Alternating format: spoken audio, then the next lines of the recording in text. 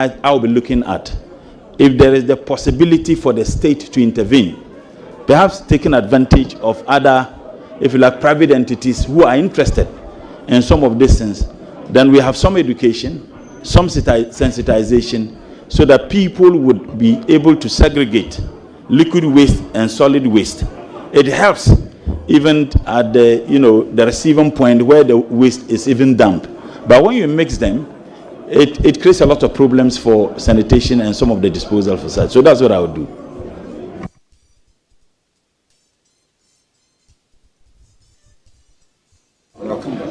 Honourable Member, your last question. Thank you, Mr. Chairman. Honourable Nominee, when it comes to environmental pollution, we talk more about air and water. But there's another one which we seem to have forgotten, and that is noise pollution, which is generally caused by the traffic noise, air noise, construction sites, catering, and nightlife, and even especially religious bodies.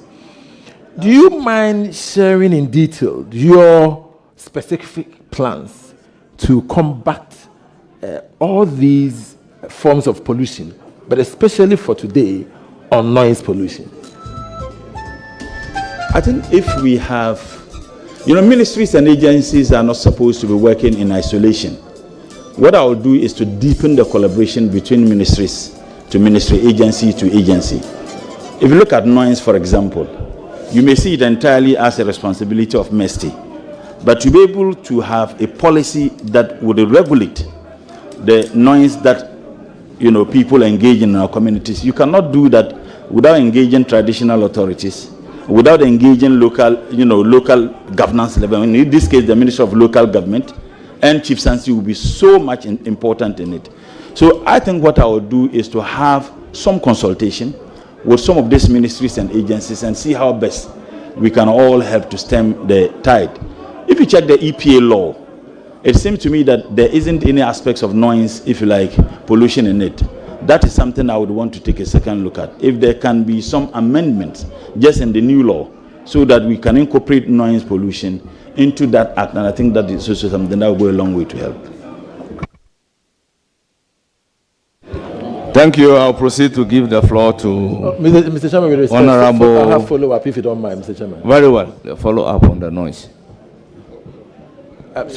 In answering the question, you mentioned the new law which is in the offing. I'm sure you've seen it. And so, are you able to share with us the specific provisions in the law which you believe can help with the noise pollution? Or if there are none, are you able to tell us the lacuna, what you think should be done regarding the new bill to be able to combat this noise pollution? Thank you, Mr. Chairman. I guess when I was responding to your question, I said that is what seemed to be missing in the new law, the aspects of the noise pollution, and that is what I will be taking up. I recognize Honorable Adolfo. Yeah, thank you. Thank you, Mr. Chairman. Comrade Mutala, congratulations. And you did not run away from Nanton for nothing. You came to Tamale and you are now a king there. Once again, congratulations. Honorable, I'm coming home. We know the ministry you are going plays a pivotal role in economic development in this country. I know your capabilities, but I want to find out from you, what are the main environmental issues confronting this country? Can you list some of these for me? Well, you look, Mr. Chairman, thank you. Galamsey is one classical example. I mean, the environment is destroyed, and I must also add that, Mr. Chairman, the responsibility of protecting and ensuring that we sustain the environment is a religious one, maybe unknown to many people. If you read Genesis 2:15, there is ample statement that demonstrates that we must all do everything possible to protect the environment. And if you come and read the Quran chapter 2, verse 30 in Surah Al-Baqarah, Allah himself admonished us There are hadiths, and when I say hadiths, these were the sayings and the practices of the Holy Prophet, where he insisted that even in war, do not cut down trees. So there is some reasons why everybody, and I believe that in African traditional religions, they tell you that when the last tree is cut, the last man dies. If you read other religious groupings, Judaism, Zoroastrianism, Buddhism, you see that they all have aspects of the need to protect the environment. So if you ask me, I think that is one major challenge, and it encapsulates a lot of things, because they cut down trees, they destroy water bodies, they destroy livelihood, they destroy the habitat that lives in them. So if I say Galamsey, I think that it encapsulates a lot of aspects of the examples that I may be given as one of the things that affects our environment. Thank you. Chairman, a follow-up. I'm happy you mentioned about cutting down trees. Can you tell us the percentage of forest cover about 50 years ago in Ghana? Mr. Chairman, I will not be able to. What I can say is that I know that the World Bank financed a project undertaken by EP and the ministry to determine the destruction of water bodies and the forests. And the report was shocking. When they quantified it, it constituted about 10% of our GDP. So what I even intend to do is to take an audit of the environmental degradation that we have had in this country. Because if you have an audit that is done, then you have something, in hand that you can work with. But it seems to me that we are engaged in firefighting. You cannot specifically say this is the level of destruction of the activities of Galamsey and other human activities to our environment. So the first thing I intend to do is to see if we can have a national audit to be able to determine the percentage of the environment that is destroyed, taking into consideration the work that was funded to be done by the World Bank and EP and the MSC. So that's what I intend to do. Yeah, thank you, Mr. Chairman. I still want to pin my brother down to that same. This is a follow-up, Chairman. I want to know presently if you have an idea the percentage of forest cover in this country. I don't have that in hand presently. I don't. Okay, what I can tell you is that a substantial amount of deforestation has taken place. You are going to... Honorable, my very good friend, you are to ask question. A preamble. But you say what you can tell him.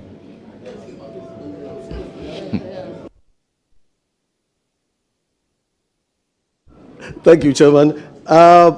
That's a substantial amount of deforestation has taken place to the level that if care is not taken, Ghana will be swallowed up by the Sahel. And you go into that ministry, what measures are you going to put in place to grow our forests? Thank you, Mr. Chairman. I do know that there was a policy of planting trees in this country, I guess by the Ministry of... No, the Ministry of Lands and Natural Resources. I was surprised that MESTI was not involved in that. And I was surprised also that if you look at the Interministerial Committee on Galamsey, Minister of Environment, Science and Technology is not a member. The reason why Galamsey and the destruction of the environment is an issue because it affects the environment. So if you have a committee that is to see to it that we stem the tide, I think that the Minister of Environment should play the leading role in terms of that. Now, I think we can have every child per tree policy, every child. And children are engaged in competition and they love that.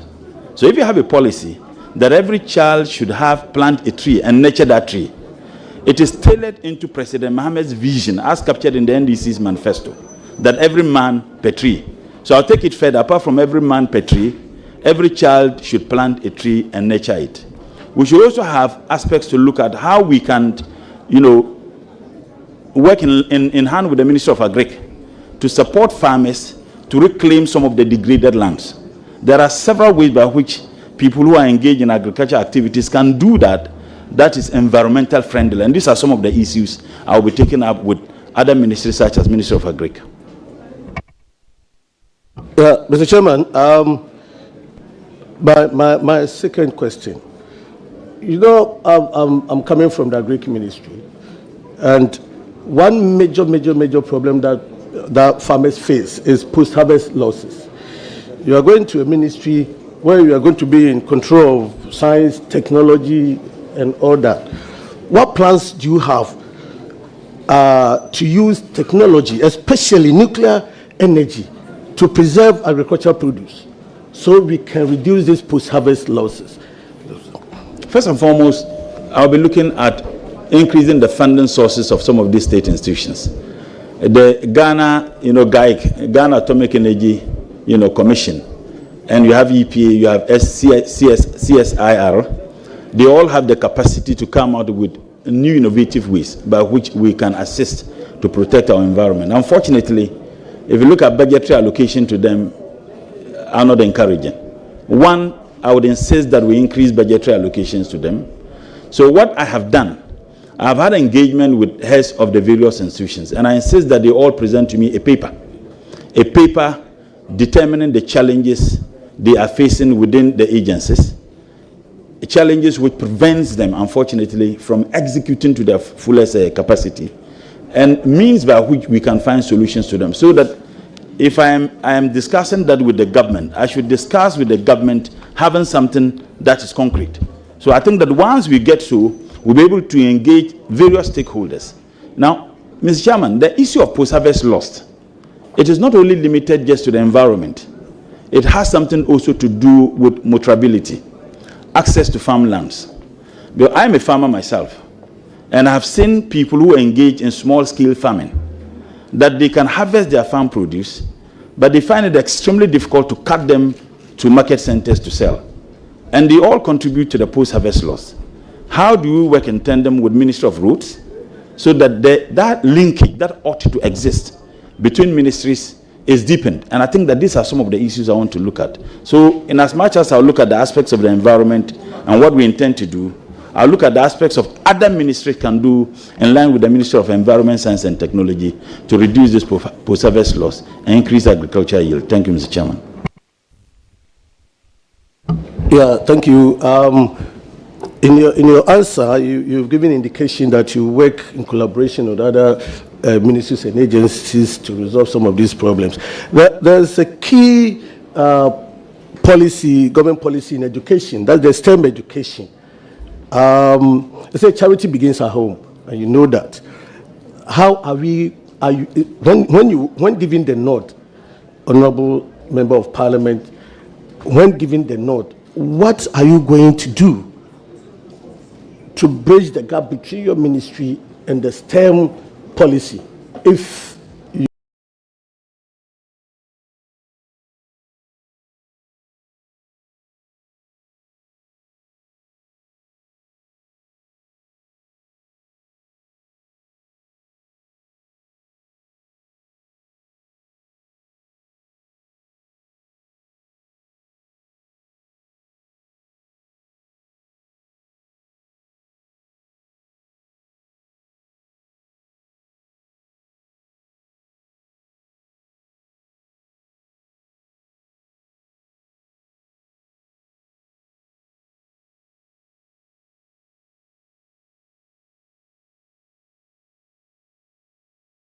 you want it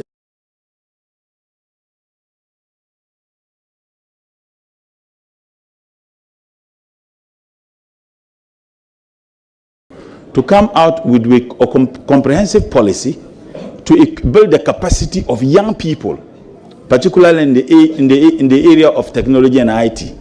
If we do so, it will help. Another thing is, I know Ministry of Communication is doing something in the area of ICT, where they can help young people across the country through the provision of the fiber optic, cable, so that we can have access to internet everywhere. I will work in collaboration with the Ministry of Communication, Ministry of Education, to see how best we can assist. I do know there are a lot of donor-funded, funding that is available. How do we access that? Even if our capacity as a state is difficult to get it, we can get some donor funding. You take there are a lot of UNDP. They have a funding facility where they build the capacity of people who are engaged in such activities. We take advantage of them to be able to find a solution to some of these problems. Thank you. Mr. Chairman, Is there a follow-up question on the STEM? no. Because you've asked your third question. This is my third one. This- The other one was a follow-up. No, you asked the first question. Your second question was on post-harvest loss.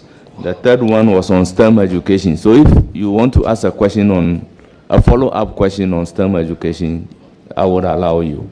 But if it is not a follow-up question, then you have exhausted your questions. But, Mr. Chairman, I'll take a cue. Honorable nominee, the STEM education that you spoke about is leading me to something else.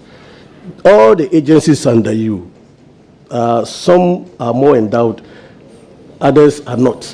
So how are you going to ensure that those that are not endowed, like CSR, like Ghana Atomic, you know, you come to their rescue in terms of budgetary allocation, so they can also be up and doing? Because without those agencies working in full capacity, there's no way any of the plans that you have can come to fruition. So I want to know what plans you have, because this is a budget issue. How are you going to influence the Minister of Finance? Well, thank you, Mr. Chairman. I know that some of the agency heads will not be happy if you say they are endowed, because when I engage them, they are all complaining. You know, but it's true. Even in the eyes of these challenges and difficulty they all go through, there are some that are better. I think that we can have an internal arrangement within the Ministry of Environment, Science and Technology. For example, if you have EPA, that has the capacity to conduct research. CSIR also has the capacity to conduct. Ghana Atomic Energy Commission, they also have the capacity to conduct researches. So if EPA is better in terms of their financial standing than, let's say, CSIR, and EPA has a research to conduct, we can seed that research to CSIR to conduct. Because once they conduct, there will be some financial assistance they will get. So instead of EPA doing it, you can seed it to CSIR. That would facilitate the work. In fact, in my engagement with them, one of the agencies, which name I wouldn't mention, the head of that agency is driving an old car, a car that the two previous heads, in fact, actually drove, and he's also driving the same car. And I think that if you do this, at least the funding sources can be channeled to those agencies, and then to help, you know, shore up their financial standing. That is one thing I want to do. Another thing, I want to make a stronger case to His Excellency the President, the need for us to increase the budgetary allocation for these agencies. Research is sunk on no to our growth and development as a state. Unfortunately, the percentage of GDP that is allocated to research in this country is discouraging. If you read the NDC's manifesto, President Mahama intends to up that so that we have enough money that is given to research. Another way I think we can do that is to see how... Honorable nominee, please be brief. Another way, and my last one, another way I think we can do that is to see how we link up these research institutions to the private sector, particularly industry players, so that let them understand that research is important to their success. If we're able to do that, it will help them to be financially viable so that they can execute the projects they intend to. Thank you. Mr. Chairman, yes, Honorable Nominee, I like your zeal in improving the budgetary allocation to those agencies, and you meeting them, at least you got to know the real situation over there. One key issue that is affecting some of these agencies is the capping policy, because a lot of them, maybe through IGF, may, you know, raise enough funds to prosecute their programs. I want to find out if you would tell the Minister of Finance that, or what he would do about the capping, so that your agencies will have the needed funding to prosecute the agenda. Thank you. Thank you, Mr. Chairman. I have an outstanding working relationship and personal relationship with the minister. And for me, that is a plus. And two, Like I indicated earlier, I've asked all the agencies to present a paper to me. The challenges, the possible outcomes, if those challenges, are able to be solved, and the financial, impact it would have on the activities of those agencies. Once they do that, I'll study it, I'll constitute a technical team within the ministry so that we can make a stronger case to His Excellency the President. One other thing I will do, like I said, engage private people, private businesses to be interested in research and see how we can commercialize research output. I think commercialization of research output is also very, very important. So that could also be a source of maybe generating some funds for some of the agencies. So these are some of the things that I think I intend to do. Thank you, honorable members. I give the floor to Honorable Benazir Telabi. Thank you, Mr. Chairman. Honorable Mutala, congratulations. I like the way you answered all the questions. And I must say that I was going to go on that tangent, but my colleague has asked all the questions and you've answered them appropriately. But then your last comment about commercialization. When it comes to funding of the research institutions, because we are unable to get money locally for them, there's a tendency for adequate funding, yes. Some of them don't even get research. You see, there's a difference between paying salaries and giving them money for research. That's the problem. Because of that, this idea of research institutions going commercial is being floated around. What is your take on that? Do you believe that they should go commercial? And if they go commercial, is it not going to affect their core business of doing R&D? Thank you. Thank you, Mr. Chairman. When I read the act of the CSIR, I got the sense that there's a commercial aspects of the work that unfortunately that is not being done. That's one. Two, we are not commercializing the entire research institutions under government. We are commercializing the output so that they can still perform their core functions as state institutions, but they also be engaged in conducting some research for commercial purposes so that they can generate some revenue to be able to execute that which the state demands them to do. Because I have realized one thing with my engagement and some of the information I've gathered, that you have a lot of scientists and experts under various agencies, under the Ministry of Environment, Science and Technology, who are doing work privately and earning some income, using state facilities to execute those researches, and no money comes to the state. I think it ought to stop. Even if there is a percentage of what they earn that comes to the institution that they engage, because they are employees of the state. The state pays them. We are not saying that they should engage in having some private researches that they conduct for international organizations. One thing we have noticed, that some of them, they ask them to conduct the research. When they get the information they need, even before the conclusion of the research, they stop. And with the excuse that funding is no longer coming. They would have gotten what they need. So it's a form of a brain drain. Unfortunately, that brain is drained within Ghana. It is not taken out there. I think that is something that we need to look at. Honorable, I'm doing a follow-up.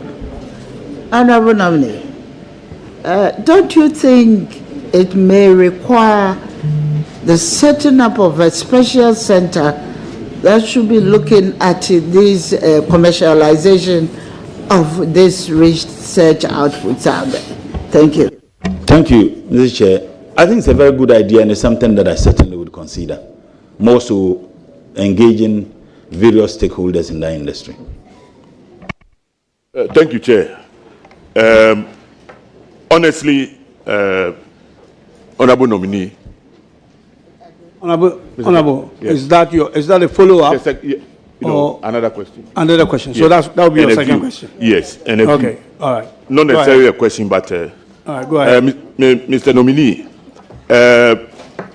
if you go back to CSI, realize that we have, as you said, we have capable scientists, and sometimes they are forced to look for funding outside because we don't give them enough funding.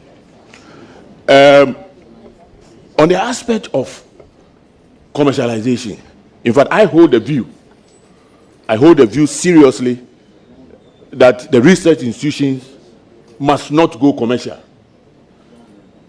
In fact, that is my view. Honorable member. Yes. Question. Yes, I'll ask the question. Please. I hold the view that they should not go commercial.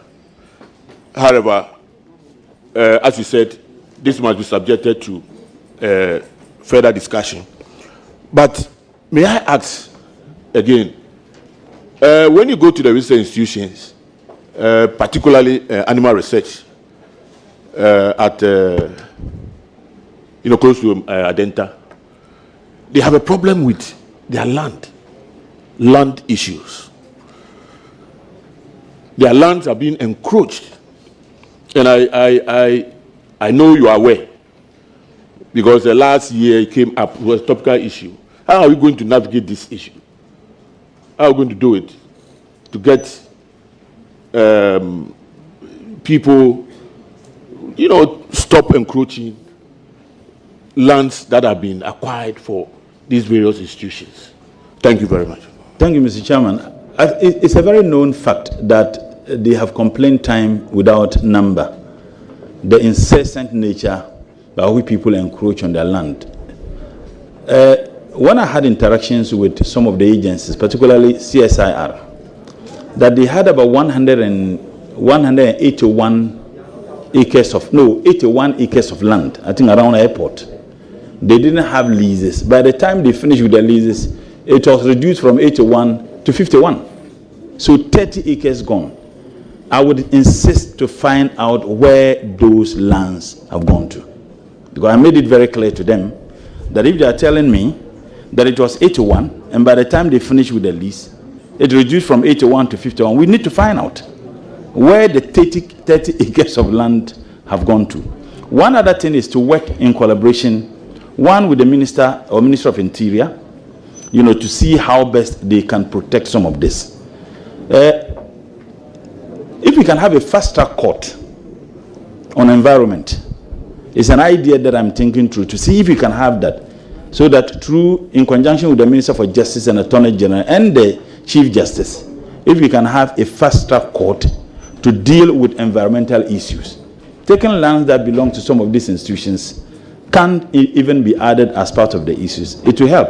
Because one of the agencies told me that they have spent almost 50% of their time going to court and chasing those who have encroached on their land. One natural fact, they'll be spending the time doing things that will aid the effective work of the institution. Hold on. It's a follow-up. You don't have a third question? No. All right, okay. Please go ahead and then... Thank you. Honorable Nominee. Again, please, Honorable, make it sure. Will you suggest that ORA assist in investigating those behind this land? Because, why? Legal authority, that's ORA. Why? Because information I have is that some of the staff themselves are complicit when it comes to land issues. Thank you very much. Chairman, what legal basis does ORA have to assist? Sorry, Honorable. And he made a categorical statement that Honorable, you haven't got my eye. Please, let's complicit. Please.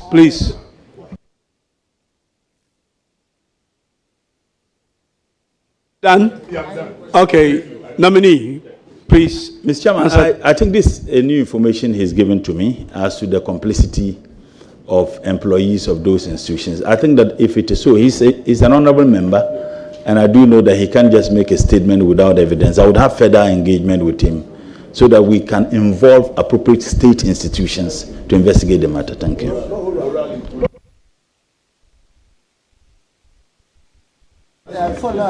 Yes, I will let you in quickly, please.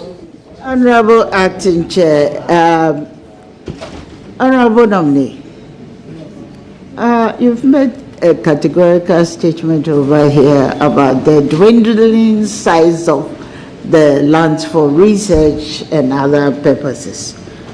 Have you actually done an intensive inquisition into why it is happening so? Because I believe there's a school of thought that where the research centers are at the moment, it's not serving the purposes for which they were established. And it will be advisable if they are relocated beyond, because you are talking about animal research center and some of the lands that are required by that. So I just want to find out from you whether you have actually made a deep inquisition into why these lands are being reallocated. Thank you. Thank you, Mr. Chairman. I indicated in my response that this was something that came up when I engaged the various agencies under the ministry. I think that with the investigation that will be done into it and further inquisition as you're suggesting, we'll be able to know what happened to those lands.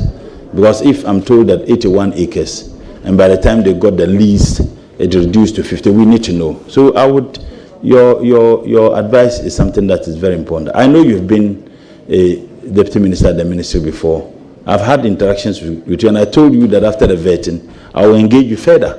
I think you'll be a very important person to give me some of this information. Thank you.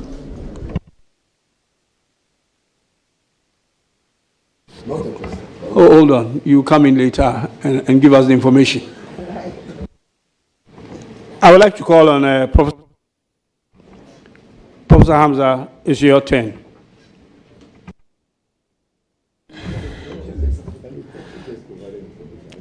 Please go ahead. Honorable Dr. Mohamed Mutala, congratulations. I have no doubt about your capabilities to be able to drive the ministry.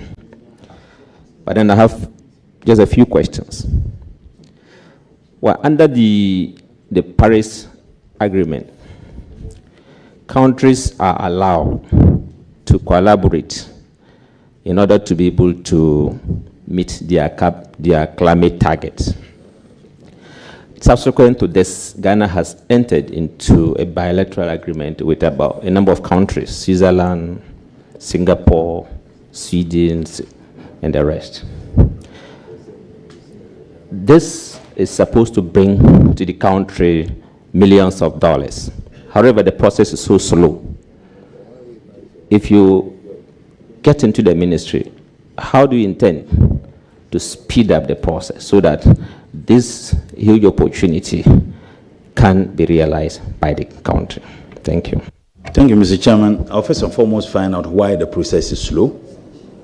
And if you're able to identify why the process is slow, I believe we can get a remedy. Of course, like I said earlier, if ministries are working together, you'll be able to identify some of the solutions to the Ministry of Foreign Affairs will be a critical ministry that I would engage, having identified why the process is slow. And I believe that we'll be able to find a solution to it. Thank you. Thank you for the answer. My second question is, funding research in Ghana is a perennial problem which everybody is grappling with. We took a bold decision as a country somewhere around 2020, and we passed a law, the Ghana National Research Fund. And in the passage of the law, the president or the president is supposed to allocate a seed money of 50 million Ghana cedi. Then subsequently, at least up to about 1% of our total revenue supposed to accrue for this fund. Till date, over 5 years down the lane, no action has taken place. What steps will you take to ensure that as soon as you get to the office, you work towards the implementation of this? Thank you, Mr. Chairman. The information I got is that when the law was passed, I think in 2020 by Parliament, there was a difficulty as to which ministry handles it. I think the debate was between MESTI and Ministry of Education as to which ministry should handle it. Unfortunately, this debate or argument, ran for 4 years as to which ministry handles it. Yes, 50 million Ghana cedis as the seed capital. The information I got as of this morning is that because of that debate as to which ministry handles it, it was only in 2024, I think that by the end of 2024, that the president directed that Ministry of Education should handle that particular, fund. So what I'll do is that, of course, I'll sit with the Minister for Education, who happened to be my senior brother, and see how we can tailor the funding of it to meet the vision and the policy position of His Excellency the President. As a matter of fact, I don't mind much which ministry handles it if we are to work together. For me, it doesn't matter which ministry handles that facility. But if we are to work together, I think that is what I will be interested in. Thank you. My last question, Honorable Dr. Mamemutal, you are going into a ministry where you have a lot of technical men. It's a technical ministry with a lot of technical men. What steps do you intend to take in order to ensure that there is that kind of smooth working relationship between you and the technical men to ensure that the process of ensuring total development of this country is ensured? Thank you, Mr. Chairman. Let me quickly say that I don't know why repeatedly you address me doctor. I haven't graduated yet. I'll be graduating, God's willing, on the 11th of next month. Don't do that, and University of Ghana says that we are not awarding you the PhD again. Just besides the point. When I had my first engagement with the heads of institutions, I got the sense that every head there is a professor. When we were to do, self-introduction, and at a point, I even addressed someone as professor, and I said, no, I'm not a professor. And I said, I thought every, head of an institution under Minister of Environment, Science and Technology is a professor. I do understand that it's a purely technical ministry. I do understand that it is full of scientists. I would give them the absolute freedom to operate, as long as what they do is in sync with the vision and policy direction of President Mahama. I wouldn't have any problem. And I indicated that to them, that I would allow them to operate whatever they think that we should do that will near to the benefit of the people of this country, and in line with the vision and policy position of President Mahama. I'm good to go with them. So I respect academia. I respect people with such intellect, and I wouldn't have any problem working with them. Thank you. Congratulations once again. Wish you all the best in the ministry. Thank you very much. Ajia, Honorable, please, it's your turn now. Thank you very much, Mr. Chairman. Do you want me to congratulate you? Anyway, congratulations. And all those there, congratulations. You see, I'm congratulating my husband. What's wrong with that? Congratulations and well done. I am not surprised about your appointment. I will make sure I will always be by your side to urge you on, and then also to make sure that at least, if anything at all, you will deliver. And inshallah, I know you will deliver. The only thing I am praying for is good health, long life, happiness, and the energy to work. And inshallah, I know it shall be done. So I congratulate you. And the only thing I want to ask is, if you go to most of our villages, you will find these plastics. I know there is a whole chunk of things that can be done with the plastics. And mostly, both the rural folk and especially the women, they have no jobs. Will you consider finding a way to ensure that these individuals are employed so that they can collect these plastics for us to put into good use, which would also be a job for everyone, notwithstanding whether you are saying it or you are not saying it, whether you are NDC or you are MPP. Will you consider that? That apart, I will say, comrade, bravo. Thank you. Mr. Chairman, I think that it's important. My view of waste management in this country is anchored on competition, is anchored on value for money, is anchored on delivery. I intend to demonopolize the management of waste in this country. And by engaging local government authority and SMEs, I believe if you do so, that will be an opportunity to create more jobs for people. In the last parliament, I was a member of the Public Accounts Committee. And when we went around the country, we realized that local authorities can also have a capacity to be able to do some of these things. That is not to say that those who are already engaged in it must be discouraged or targeted. But I think that if we involve SMEs at the local level, we'll be able to do it effectively and efficiently and get the value for money we're looking for. Thank you.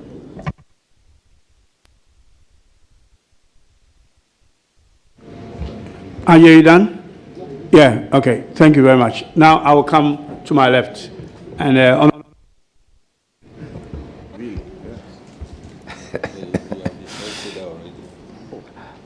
Honorable Mutala, you have a very pretty wife. Hey, be careful. That's haram. Thank you. Honorable, congratulations. Thank you. Mr. Chair, this is an observation before the question. I was trying to indicate to you earlier. Yes. So on the CSIR, I heard you indicate that it was about 81 acres and now it's about 50. But I know Honorable Henry Korte did some work with reference to protecting some of these areas. Maybe you should check with him and ensure if some of the lands have been reclaimed and some Ramsar sites as well. Mr. Chair, now my question.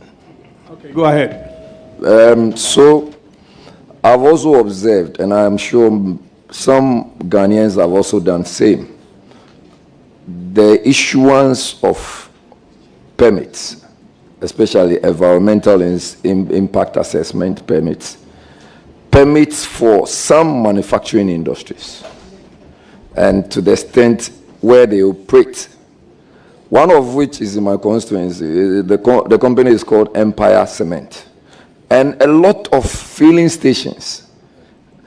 Another example is the one closer to Medina, the one that was gutted with fire. I just want to ask you, how do we get these permits issued in the first place? And when they are wrongly issued, what are you going to do to ensure that such further permits are not issued? Thank you very much. Thank you, Mr. Chairman. I think it's true. There have been some serious debate over the operation of some of these facilities. And I guess the debate only comes up when there is a disaster. But in the absence of the disaster, we seem to be very comfortable as to the statu quo. I do know that with the new EPA law, which Parliament passed, EPA permit or certificate is now precondition for any other permit you are supposed to get. If you want to operate, for example, in the mining industry, you need to have the EPA certificate first before you can get any other certificate or permit to be able to operate. Once again, I think that various ministries do not need to work in isolation, and agencies. If you look at the EPA law, it has given EPA so much powers. But the minister has a supervisory role to ensure that the powers given to that agency is used effectively, efficiently, transparently, without any difficulty. The Empire Cement example you gave, I've had some interactions with, leadership of the various agents, particularly EPA. And we will look into that. It is something that I will take up seriously. The good thing is that the permit, my understanding is that it's given every 2 years. So there are some preconditions. If you issue the permit, these are the things you need to do. EPA sat on the matter, then refused to issue the permit. Then if you look at the law, you can then petition the minister. And the company petitioned the minister. The minister constituted a team to sit into it. And I think that there were some changes thereof. So it's a matter I want to look at. It's not only Empire Cement. Many other entities that are operating that do not meet the standard. And EPA, once again, will not have a carte blanche. The fact that the law permits you to do that, it doesn't mean that you can do anything. I have a responsibility to monitor and supervise the permits they issue. And as much as I won't get involved in the legal aspects of the issuance of permits, because if there is any problem, it's the minister who will be blamed. And I don't want to be blamed. I want things to be done in accordance with law. And that is what I will insist. Thank you.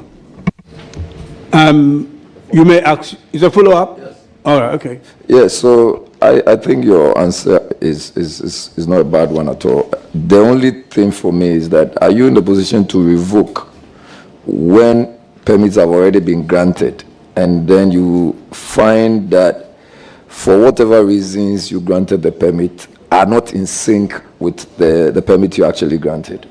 I think that the legal processes and the procedure leading to the granting of permit will not even occasion the idea of you wanting to revoke or not.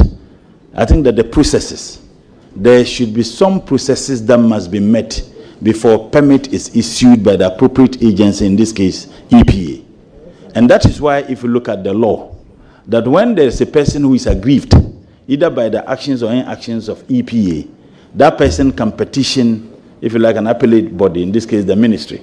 The minister cannot just say, I agree with EPA's decision or I do not agree. You constitute a committee to look further into the matter.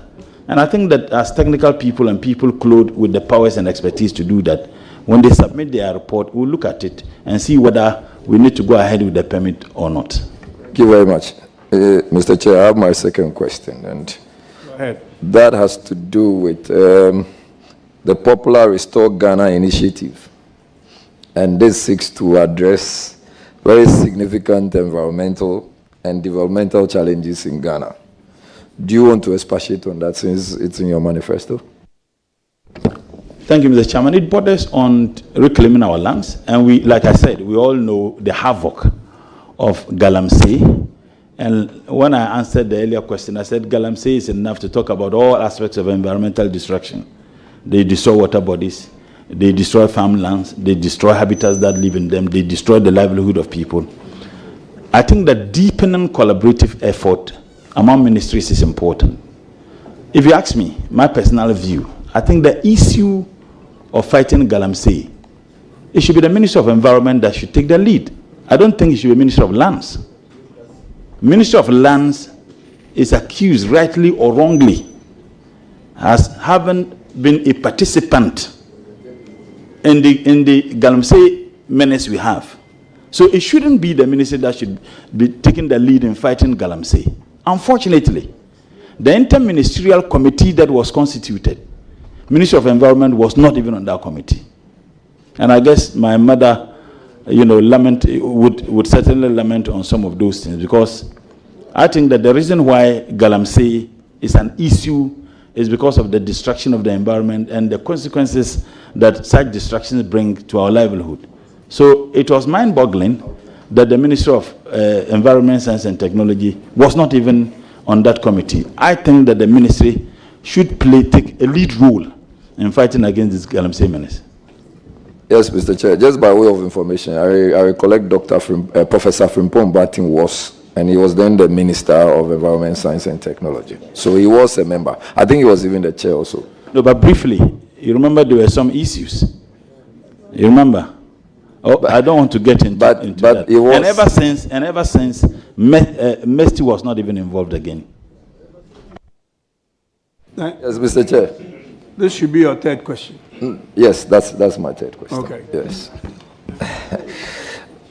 There could always be a follow-up depending on the answer. I just want you to avert your mind to electric waste and the hazard it's causing. And when you go to the Agbogloshi area,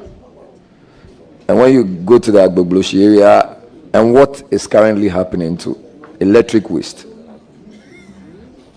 I do not know if you have any strategies or plans to ensure that electronic waste, thank you very much, Jakwe. Electronic waste, I do not know if you have any plans to ensure that electronic waste is rather waste that would bring money rather than cost more waste.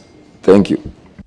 Thank you, Mr. Chairman. There's actually an act of parliament, the Hazardous and Electronic Waste Control Management Act of 2016, Act 917.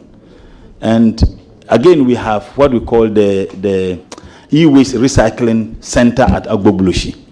There is one that the ministry has, but for proximity, they realized that the young men who are engaged in this act were unwilling to transport those items to the, if like, the holding center at Ajinkotoku.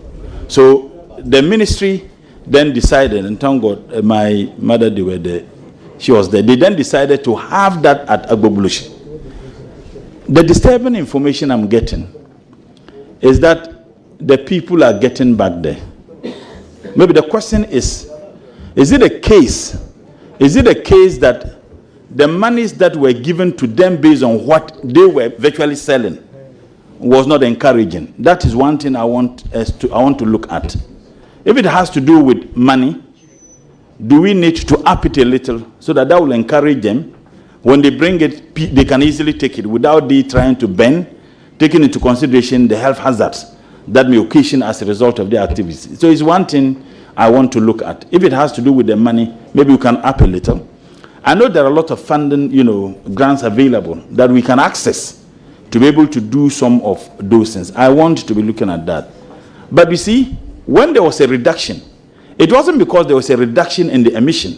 It was because they were no longer operating there because of the actions taken by the then Greater Accra Regional Minister.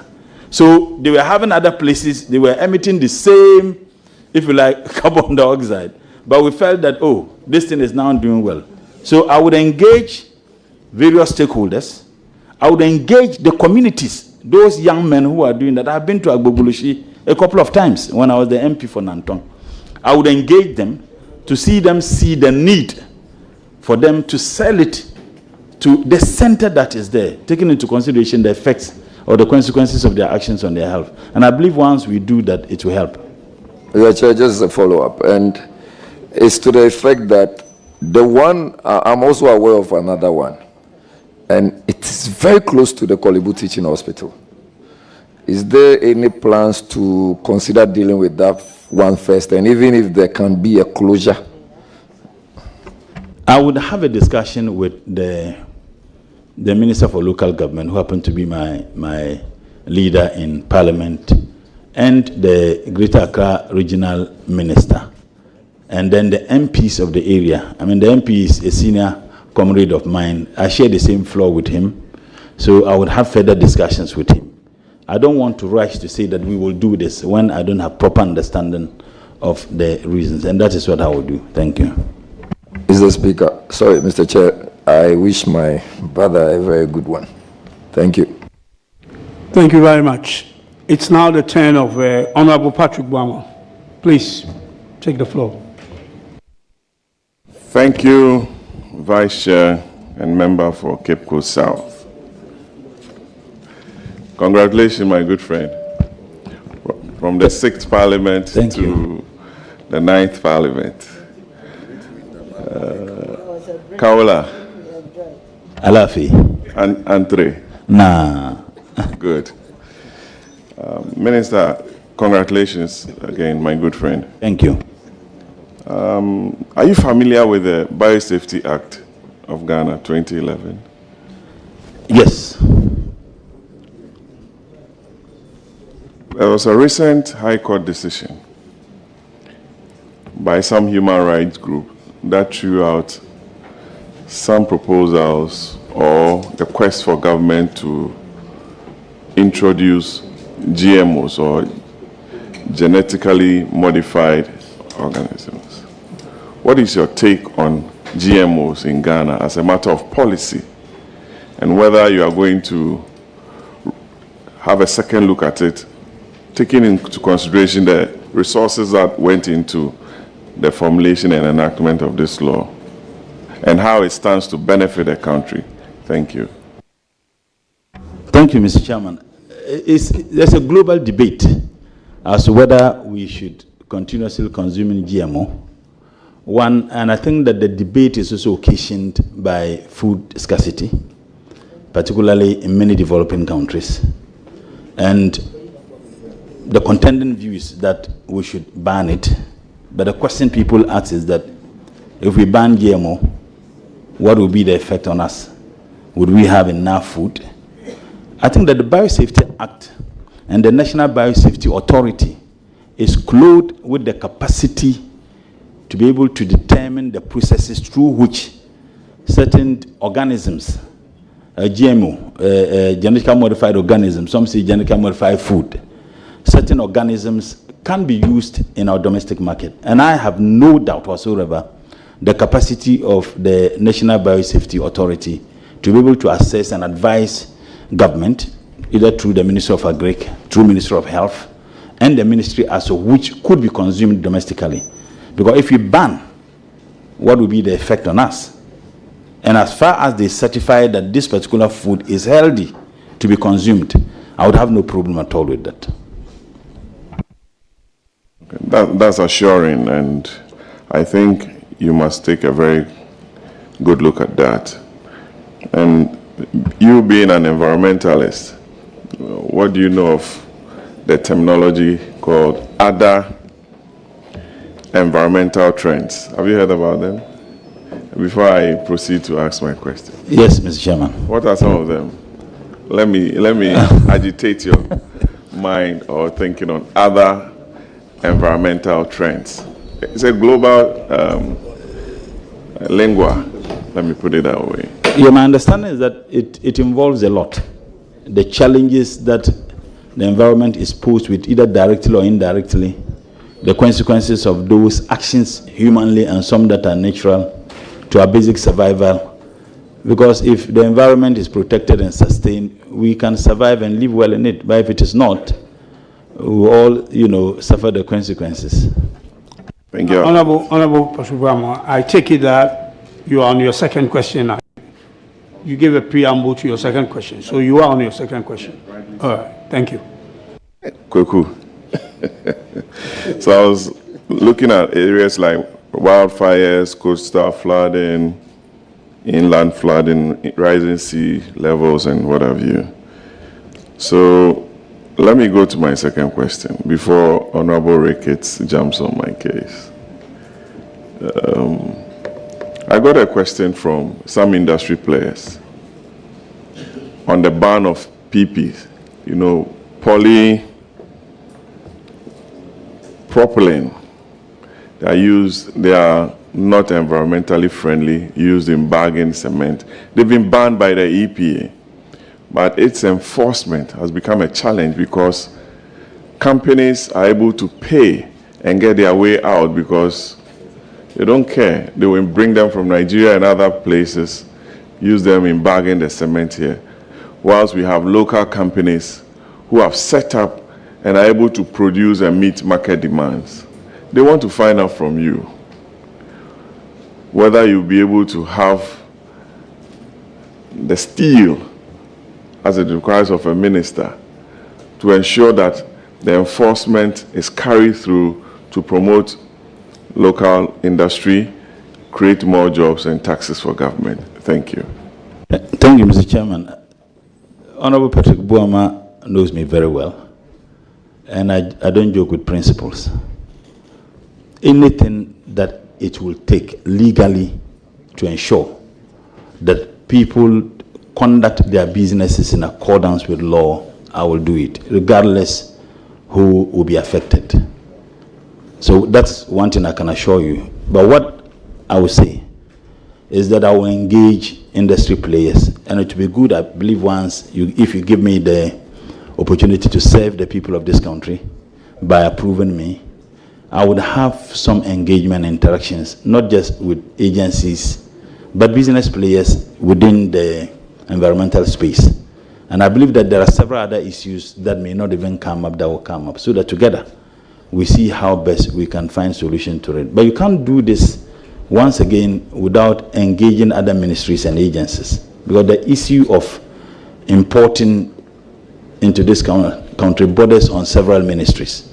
Ministry of Trade, Industry, and Agro-Businesses, the Ministry of Finances, they're through their agencies.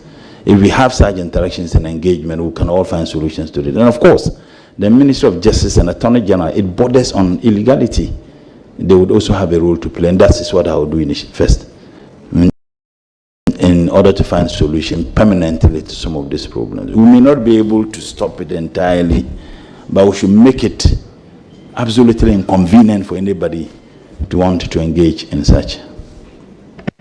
Minister, as a follow-up, there's actually a law in place banning its importation. That is what the industry players in Ghana wants the ministry to enforce. So you are clothed with all the powers to ensure its enforceability. Let me go to my third and final question, Chairman.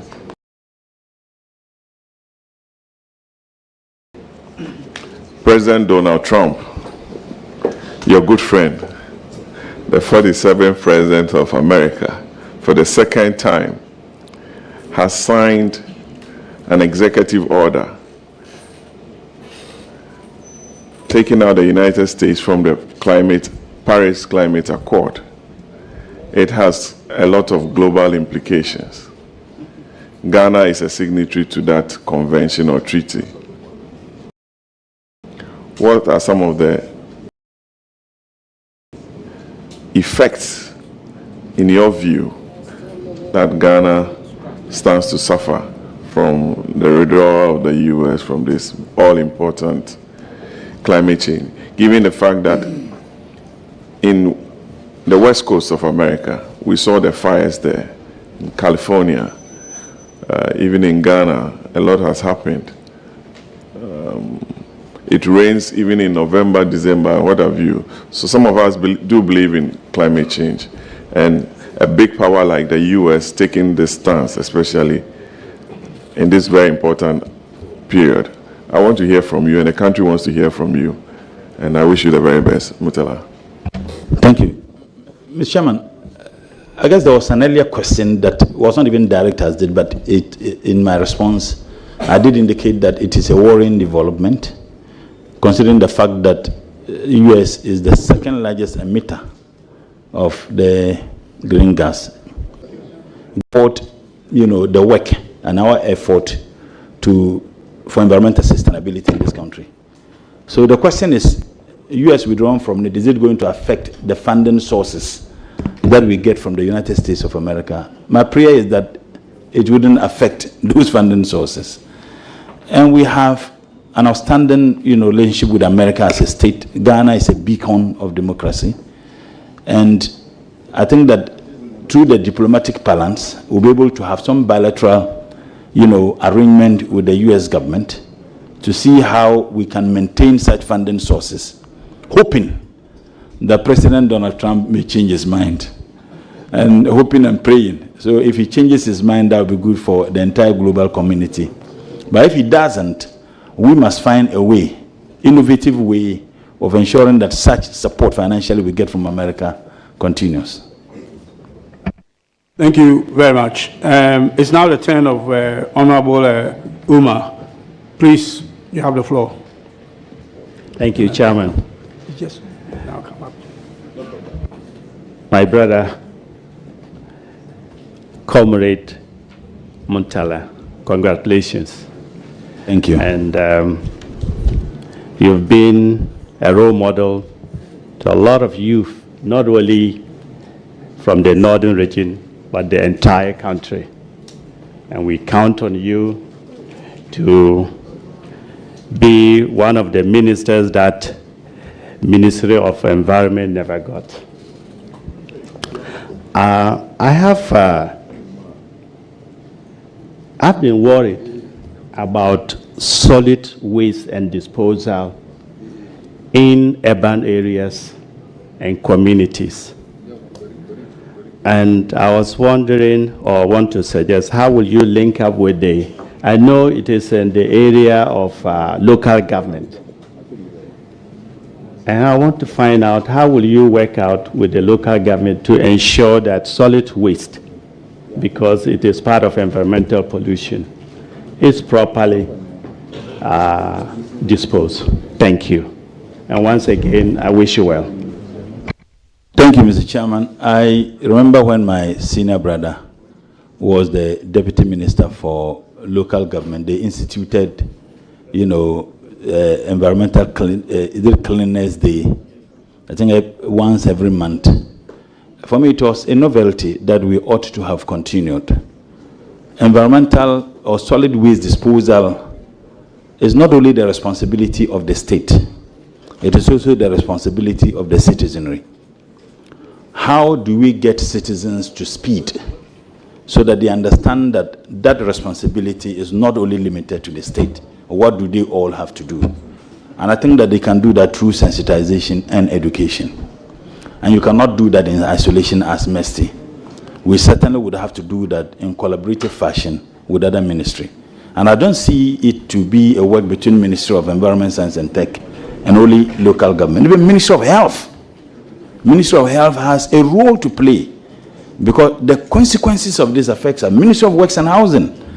They all have a role to play. So I think that I will be engaging my other colleagues to see how together we can fashion out something. One on education. Ministry of Communication also has a role to play in there so that we can sensitize the people of this country, the need for them to dispose such waste in a manner that is environmental friendly. I also said that we need to have a segregation of waste at home. Does the state needs to come in to provide 2 separate dustbins for every household so that solid waste is put here and liquid waste is put here? These are things that we all need to think through. And I believe that with the support of certain individuals and entities, we can find a solution to this. And that is what I will do. Thank you. Honorable, are you done? Okay, all right. So now I'll go to Leader. Chairman, thank you for the opportunity. And let me commend my friend and a colleague. I see him, he's well composed. Honorable Mutala, congratulations. I don't know how you would take this question, but give me your honest view. The previous government did not assign a deputy minister to your ministry. I appreciate the enormousness of work in the face of the transition of the world. Would you say that you will subscribe to that, where you will be without a deputy, or you think the president should assign a deputy to your ministry? Mr. Chairman, I don't have the capacity to determine what President Mahama wants to do. I am only working in accordance with the dictates of His Excellency President Mahama. And I have no doubt whatsoever about his sense of judgment. He knows why he wants whether we should have a deputy or not. So, Mr. Chairman, I can't be answering your question. I don't have the capacity to answer. One thing I can say is that President Mahama has proven beyond any doubt that he's visionary. He has some well thought through in terms of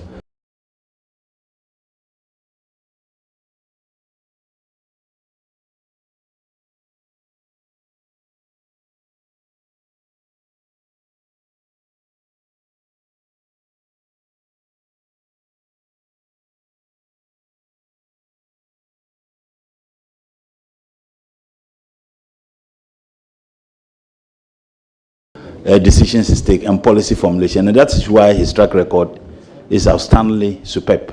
So I don't think that I'll be able to determine to him what he wants to do or not. Thank you.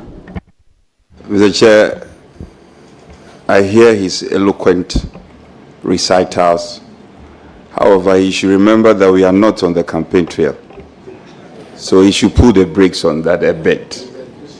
My next question, however, my friend, is on Ransia side. And you know, especially areas at Osu, has been encroached upon. In the face of the relevance and how important these sites are into biodiversity conservation, many more. I don't know if you'll be clothed with the powers to track down on these people who continuously encroach on such environmentally sensitive site. What's your thinking going into this ministry? Well, like I said, I'm not going to work in isolation. I'm going to work with people who are clothed with enormous capacity and abilities to be able to fashion out policies that would stem the tide of what we're all concerned about. But if you ask me, I would say that we could have a task force that will have a responsibility of monitoring compliance, environmental compliance. And Ministry of Environment, Science and Technology cannot do it alone. Once again, we'll do it with other ministries. If you get a sense, I'm always talking, working together can't yield the results. If you work in isolations, as ministries and agencies, you continuously having some of the problems we have. So once again, I would engage further. I will engage the experts at the ministry and various stakeholders, including, the private sector. They all have a role to play, and most importantly, other ministries and agencies, to see how we can all find a solution to this unfortunate incident here. Follow up on that. Sometimes it is easier said than done. And I hear you when you said you are going to consult stakeholders, even the private sector. Sometimes your stakeholders may be thinking differently from what your thinking lines are. When you're having situations, you're having difficulties in ensuring what you believe in, what your defined functionalities are as defined by law, and you're having difficulties. Sometimes even your own colleague ministers may not agree with you. I know you are one passionate person that you want things done. If you encounter such situation, what are you going to do? Whatever my views and my positions are, they certainly must be in sync with the views and position of His Excellency the President. So whatever view I have on any issue will be secondary, as long as that view is not in sync with the vision and policy position of the appointing authority, in this case His Excellency the President. And I have no doubt whatsoever, because his views have been espoused time beyond number. Some are captured in the NDC's manifesto. And I believe that any other minister or any other heads of agency must work in line with that. Like I said earlier, if you look at the ministry, I'm dealing with distinguished citizens of this country, professors, experts. I'll give them that free role to operate, as long as their operation are in line with the vision and policy position of His Excellency the President. I will have. I know it's one of your agencies, right? Yes, it is. You know how important the CSR is. Sorry, Honorable Leader, I consider this to be your third and the last question. Chairman, we're trying to manage time here. I'm just asking you. Well, just trying to manage Chairman, time. if it is the case, you don't want me to proceed, no problem.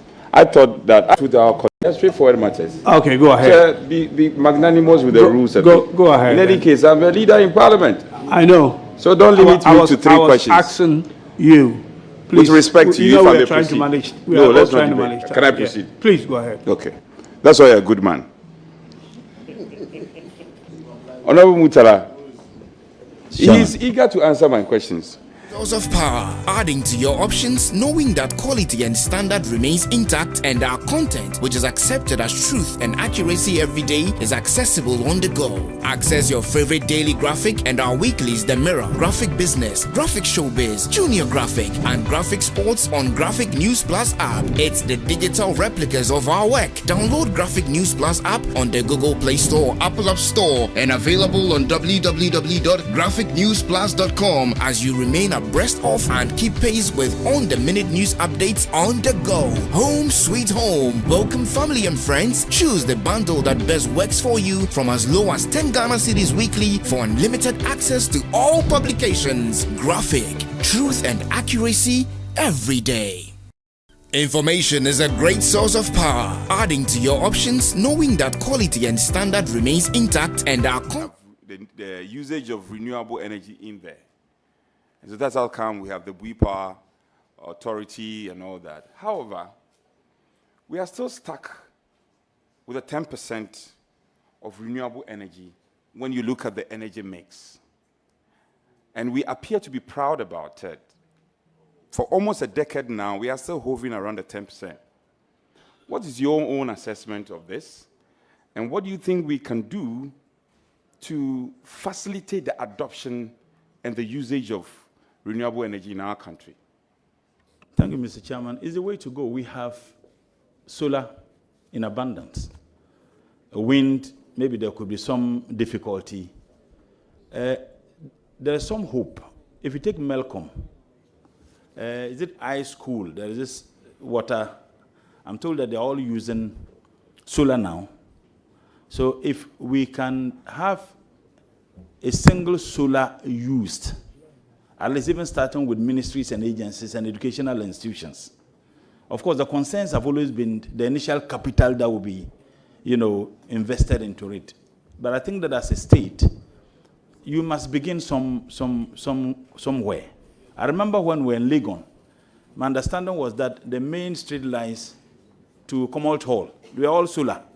Even when there was light out, you still have, some visibility. I think that if the state can look at starting with state institutions, Parliament, for example, we can decide that parliaments which use solar. The initial capital injection is huge. There have been instances where ministries are indebted to ECG.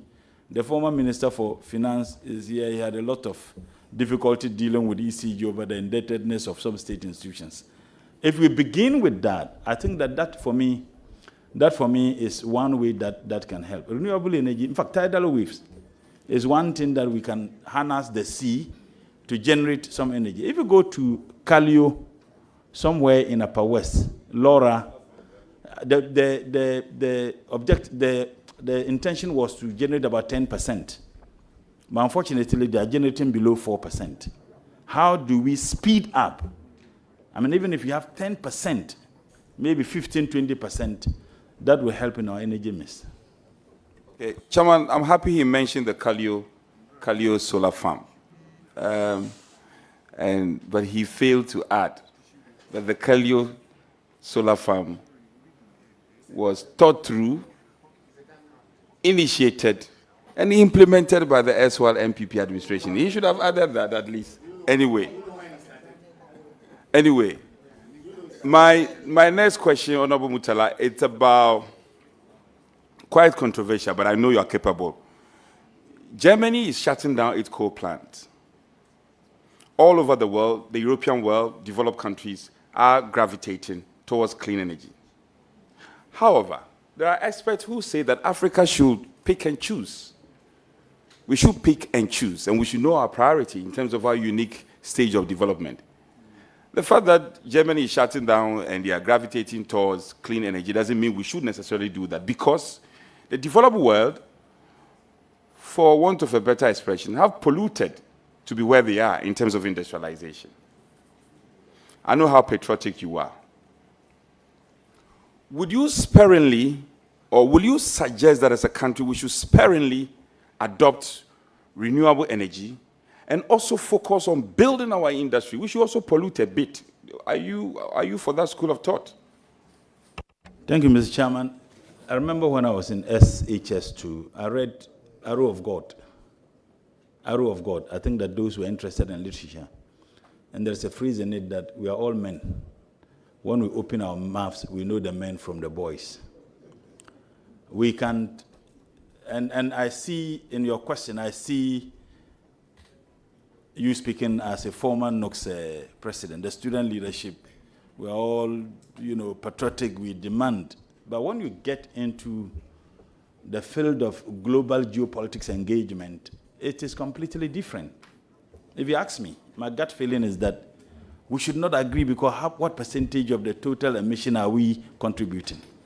Those countries indeed are where they are because they had a carte blanche of industrializing. And once you industrialize, you would also be emitting. Because if you look at the countries that are China, United States of America, Europe, the Russian Republic, Brazil, India, they are industrializing. So if you ask me, that's what I would say. But the point is that what will be the consequences? Because when you have your food or your mouth in another man's kitchen, you certainly won't have, they say, we do so, they cut funding sources. It affects not only our, desire to sustain the environment, but it also affects other developmental activities. So, if you ask me, yes, as a patriot, as a former student leader like my brother, yes, we should do that. But in reality, it will be extremely difficult. Okay. You mentioned China. Just to follow up, most people tend to criticize China about the pollution and the extent of it. However, ironically, what people don't know is that last year alone, China invested more than $2 billion in the area of renewable energy. I mean, arguably better than even the Netherlands and some other countries that are noted for investing more in renewable energy. It's a very interesting topic, and I just wanted to tease your mind about it. My penultimate, in terms of the final question I want to ask is on the EPA Act, the new EPA Act. We're all passionate about it. We passed it. What do you think this EPA, the new EPA law, would cure necessarily? Thank you, Mr. Chairman. It is now an authority. And naturally, authority gives it some powers. I think that the new law gives EPA now the prosecutorial powers now to prosecute. And for me, that is also something that is extremely good. I said we may have environmental fast-track courts to deal with people who violate, certain environmental laws. Now, if you now have EPA, which is now an authority and has prosecutorial powers, you played a significant role in crafting this particular law. I think that it will go a long way to help. And even if you look at funding sources, it's something that is encouraging. The carbon credits, and maybe this may be my last question. If I'm an afterthought, I think about another question, I'll ask you. And that is not being fair to you. I'm being very fair to you. The carbon credit concept and the RED Plus concept has come to stay. And the difficulty with developing countries is capacity. Because we have a challenge, Prof is here, he can confirm. Because we have a challenge with capacity, we are unable to buy into the concept and rake in the necessary millions of dollars that, as a country, we can have because of the advantage we have in terms of afforestation. And anywhere in this country where you plant, it will grow. I see that as a huge potential, and it's as an avenue we can raise a lot of IGF, for want of a better expression, IGF. What would be your style or strategy for us to enhance our ability to buy into the carbon trade, and Ghana becomes a very important destination in terms of we taking advantage of the RED Plus concept and the carbon trade? Thank you, Mr. Chairman. In everything you do, you need some level of stability. And so we are at advantage.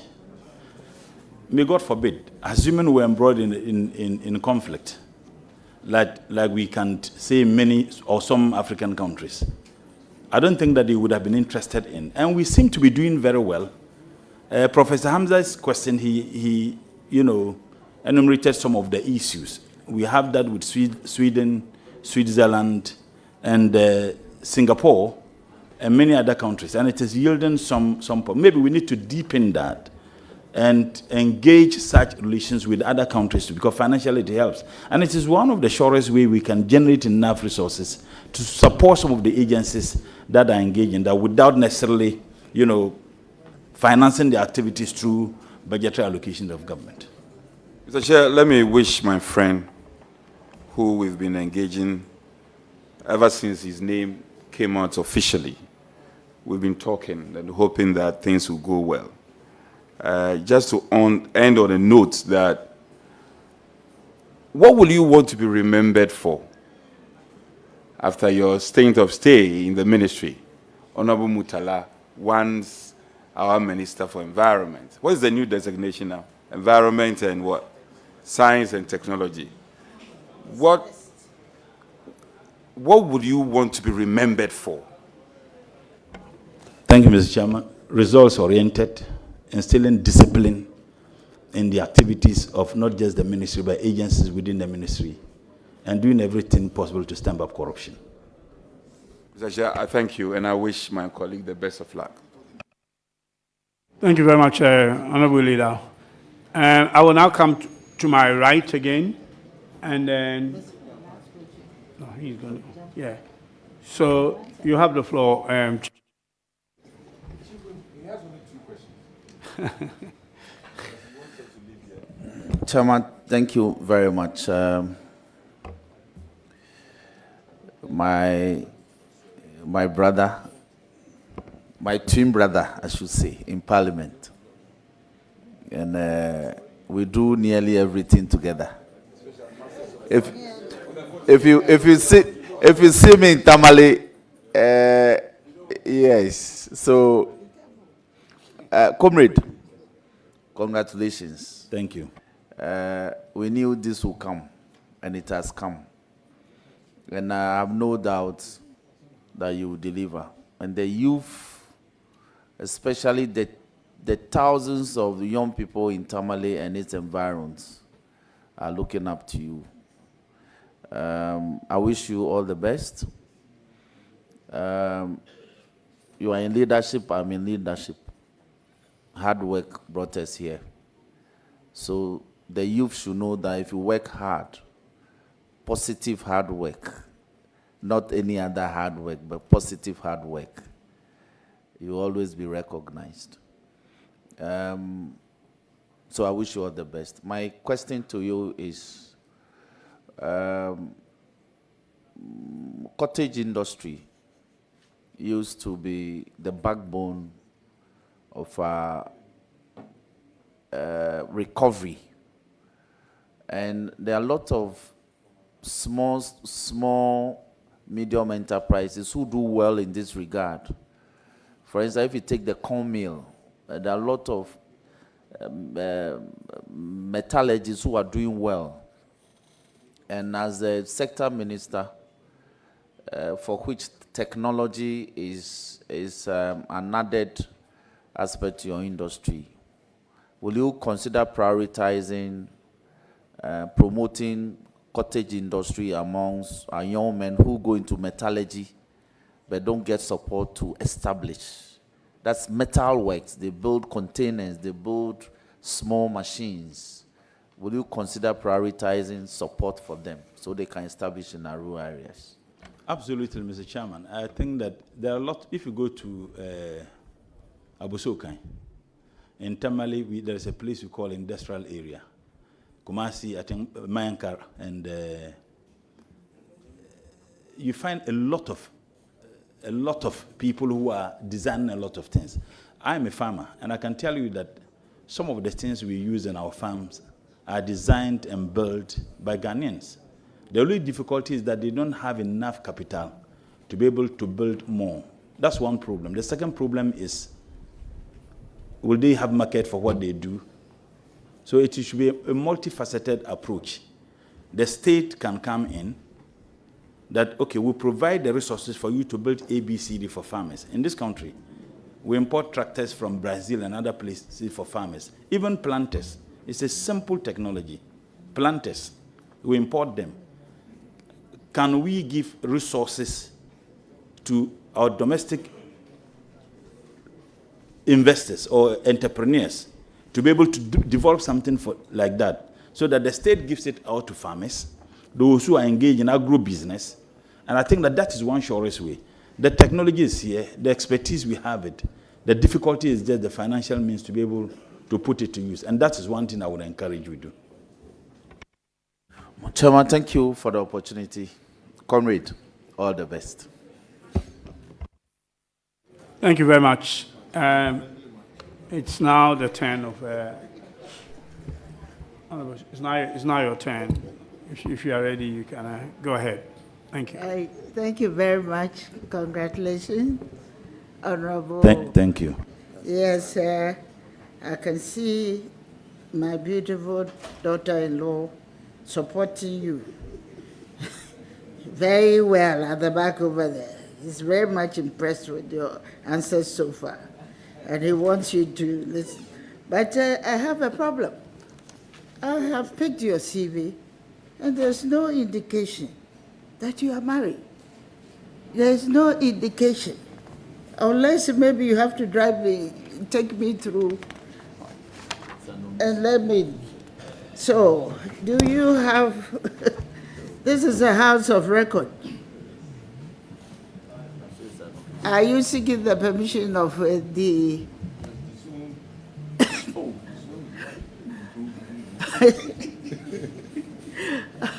I have a colleague who is indicating that you have disowned your wife and your children, for that matter.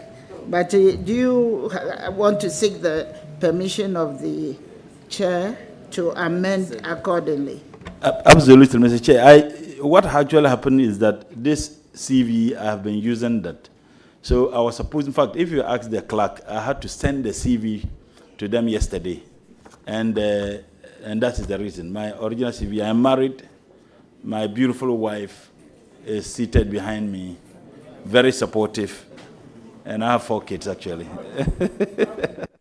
But, Mr. Chair, very interesting. I have 1 wife. I'm quite curious. I know my brother very well. On the floor, if he has a strong feeling about something that he has to correct, he will correct. Why is it the case that on this occasion you never sought the permission of the chair to amend your CV?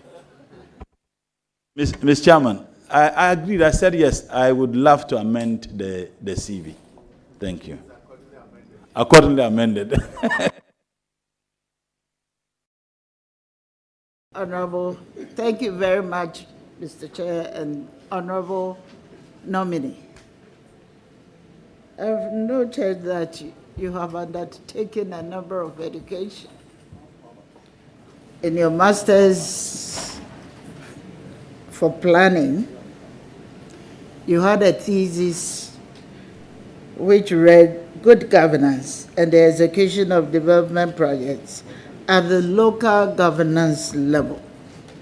Would you like to share with us some of the best observation and recommendation that you made in that thesis? Thank you. Thank you, Mr. Chairman. It is important to state that I have had some invitation from my supervisor who insisted that I needed to publish with her, Madam Teresa, I think Dr. Teresa. One of the recommendations I made in the work I did when I presented my thesis was to recommend the elections of district assemblies long before the Constitution Commission review came with that particular position. I had done that, which was captured in my CV. And that for me, it was telling. So that was one very important recommendation. And the Constitution Review Commission actually, in their report also, agreed with the position I took. However, there were some difficulties. With the engagement and interactions I had with players, one of the skeptics, the views they have is that if you have the regional minister who is the RECSEC chairman, or you have the DC who is the DISEC chairman, the District Security Committee. Now, if you have a district chief executive who belongs to a different political party, in this case, the NDC is in government, and then if it is going to be elected, I mean, you can tell your guess is as good as mine, depending on the strength of each political party in each district. So the possibility of you having an MPP winning in an MPP stronghold the elections in terms of the DC they elect is very high. Now, if the president is visiting that particular district, his security and safety will be guaranteed by someone who belongs to a different political party. These were some of the views, but I still think that it can happen. I mean, if our institutions are strengthened and we have confidence in the independence of the institutions, it doesn't matter who is the DC or who is the regional minister, we can still go ahead to ensure the safety and the security. And maybe the suggestion is that regional police commanders and district police commanders should be the leaders of securities within the districts and the region, and not the political appointees. So these were some of the recommendations I made in my thesis. Very well. You have a follow-up? Are you giving the... I commend you highly, not just for the idea, but to also publicly stand by it. I think it's a point of commendation for me. However, you do know that I think a while ago, your party took a position against that. If I'm wrong, you may correct me, but your party took a position against that when the president, former president, was pushing for the election. You can put matters in context. Would you still stand by that at this time, that we should go ahead as a country and elect our MMDCs? Thank you, Mr. Chairman. My party never took a position against it. My party's position was informed by the position your party took in Parliament on the matter. Because I remember at that time, we had no problem going ahead, but you were demanding certain things to be done. I can't specifically remember, but I remember in Parliament, I stand to be corrected, I remember in Parliament, I wasn't in the 7th Parliament, and those who are there can confirm this. But whatever the case is, Mr. Chairman, whatever the case is, Mr. Chairman, you asked me what I added to knowledge, the recommendations I made. And I said that my academic work, some of the recommendations I made was ABCD. It is completely insulated from the position my party took. Granted that was even the position my party took. So if you are now asking me my view, I'm saying that I subscribe to the view that we can have it elected. But there are some conditions that must be met. And I did indicate the concerns certain people raise. And I'm saying that when we reach a stage where we can all have confidence in the independence of the institutions, and I agreed that the DC and the regional minister should not be the head of either the district security or the regional security. We have confidence in the security agencies. Maybe from that time we can be looking at its feasibility or its viability, if you like. So that is my position. Mr. Chair, not to litigate further on this matter. It's not to litigate further. But, Chief Whip, be tolerant a bit. This is a conversation with our own brother. I'm just to put on record, the erstwhile MPP government did everything, Mr. Chair, that the election of MMDCs will be done. And my colleague can confirm that. However, he says there were some conditions. Maybe I don't want this matter to take the shine out of you. You have performed so well. You've performed so well. However, this matter of there were conditions and we didn't fulfill those conditions is not a statement of fact. And I just want to put that on record. It is not a statement of fact. We did our part. You failed to help us. Chairman, I was in Parliament with him, and we were all part of the processes leading to the proposed referendum. The position of the NDC was that we will support the government of the day's agenda for the election of MMDCs, but on non-partisan basis. The government's position was that the election, which will allow political parties participation. This was the dichotomy between the NPP government's position and the NDC minority, the NPP government position and the NDC minority position. And the government refused to converge with us. So we declined to support the referendum. So the election, yes. Non-partisan, yes. But you said the election with the participation of political parties. So these are the facts. Please, nominee, I think let's make progress.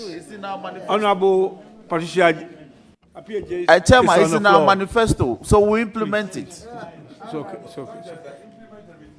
Yes. Please, Honorable, go ahead. Thank you very much for the direction, but it's a very good and interesting topic, and we need to be very clear in our minds in pursuing that agenda, what it's going to do. Now you've realized that we had some level of differences. Anyway, on your CV, page 1, there's an observation that the BA Psychology, you have 2 dates on. I don't know what the 2003 means and then the 2011. If you can help us correct the difference in the, I don't know whether you started pursuing in 2003 and finished in 2011. If we want that clarity. So if you can help us achieve that. Thank you, Mr. Chair. I think it's just a typo. I finished 2003. I went to Legon 1999-2000 academic year, the Mobroa struggle years, and my good friend, the Honorable So do we have Minority Leader. Do we have your consent to delete the 20? Yes, yes. I ended 2003. Thank you. Mr. Chairman is well guided. No, noted. Please yes. Go ahead. Okay. Honorable nominee. On the back of the question, the final question put by Honorable Anodompre, I want to pursue further and ask you, what would be your top priorities? And our 3 top priorities as a Minister of Environment. 3 top priority projects. As a Minister of Environment, Science and Technology. Thank you. First and foremost, help make the various agencies financially independent. That's 1. 2, build the capacity of people who are working, not just the ministry, but the agencies. And I say this because there are a lot of funding sources. The UNDP I talked about, they have funding that helps to build capacity of agencies and ministries who are working in the area of environmental sustainability. And 2, to work in collaborative fashion with my other colleagues to stem the tide of the havoc caused by Galamsey. Thank you. Thank you very much for that answer. And then Mr. Nominee, or Mr. Chairman, I heard you rightly say that the implementation of the environmental laws and regulations should rather be the responsibility of your ministry. And especially when it comes to lands and natural resources, they are not the ministry that should be responsible for that. May I know from you, you will be, one of your agencies is the EPA. Do they have the required personnel and the right monitoring systems to undertake this regulatory function appropriately? And if not, what would you do to ensure? Thank you, Mr. Chair. From the outside, I can say they do, but I'll begin to have a proper appreciation of what they do once I get in there. After I had an interactions with the agencies, but I've indicated to the Chief Director that after you approve me, and I'm sworn into office, I would have a detailed presentation of each of the agencies, department by department, so that I will do a proper assessment of the capacity of the agencies and the projects they have. From that time, I'll be able to have a proper appreciation of their capacity, and then we'll take it from there. Right, and a follow-up, honorable nominee, don't you think, by your answer, you shouldn't have said that they do, but rather you are not in the know, and that you will find an appropriate way of learning and finding out whether they have the right personnel, the right number of personnel to execute those projects? Thank you, Mr. Chair. I laced my answer with the condition. I said from the outset, I get the impression that they do, because I see that EPA is working. Of course, we would want them to do more, but I'm saying that I have proper appreciation once I get in there. But from the outset, based on what I have seen, the documents I have seen, they seem to be doing very well. But at least they need to do more. Very well, honorable nominee. There's something that is really, I need to seek some clarity on that. I'm asking if your ministry, the Ministry of Environment, Science and Technology, does not overlap with the new Ministry of Climate Change and what is the second one? I'm not too sure. Yes, there is a ministry. A Minister of State responsible, which would, so it is not a ministry. Climate change and sustainability. Yes. Just an executive officer. It's just an executive. Okay, then I will, and then I will drop my question on that, because I felt strongly that there was going to be an overlapping, and it is very important that we look at that one. I've heard you severally mention about funding. Funding is a very critical need in the ministry of which you are going to be responsible for. And one area that I believe that we need to look at is to define and ensure that we set aside a certain percentage of our funds for research. I want to find out from you if you agree with this assertion, and if not, what will be your alternative plan? Because work still has to be undertaken by that ministry. Thank you. That the demand that is entirely requested by experts, research institutions, is that if we can devote even 1% of our GDP, if I stand to be corrected, for research funding, I believe that research is not only important, but essential, is very critical. And I think that the state must take issues of research very, very serious. I'm a research student myself, and I know how impactful research is to our complete, if you like, socioeconomic developments as a state. When proper research is done, it helps even in planning, because you have something, at hand that you can work towards or work on. But when you have research institutions that are bereft of the basic resource funding that is supposed to be given to them to be able to execute their project, you have a problem. So I think that we need to take the issue of research serious. And President Mahama is committed. If you read the NDC manifesto and statements he even made when he engaged some of research institutions, that he is more than willing to give them the needed funding for the purposes of their research work.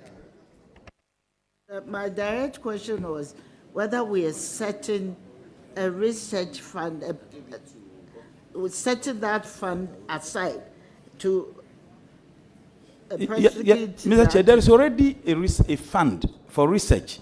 In fact, the act was passed in 2020. And like I said, the government was committed or promised to put a seed capital of 50 million Ghana cedis. Unfortunately, for 4 years, my understanding is that not a dime was put in it, because there was a debate, or if you like, a conflict between Ministry of Ministry of Education and Ministry of Health, Ministry of Environment, Science and Technology, as to which ministry handles it. So I'm saying that if the monies were put in it as the seed capital, maybe by now we would have generated more than the 50 million. Yes, I would support any decision or move to put in the necessary money into that seed capital. I would support that. Yes, and you think there will still not be that kind of controversy between the ministries? And I want you to also tell us what percentage of research funding per year GDP should we apply into this particular? I want to specific, if it's possible, and when you are giving the nod. Currently, we are doing less than 1%. Less than 1%. I mean, currently. I'm saying a beggar has no choice, but at least let's start somewhere. I'm happy my senior brother is the former Minister for Finance. If I had the opportunity, I would have asked him why they didn't give the 1% which was requested. I mean, if we have more than 1%, that would be encouraging. Honorable, the follow-up is Mr. that Chairman, we are relating it to... Mr. Chairman, yes. I came to solidarize with him, but it appears he's inviting me into the discussion. You're nominating. And I do not want to accept Honorable that member, invitation. please, you are not unfortunately. invited. You are not invited.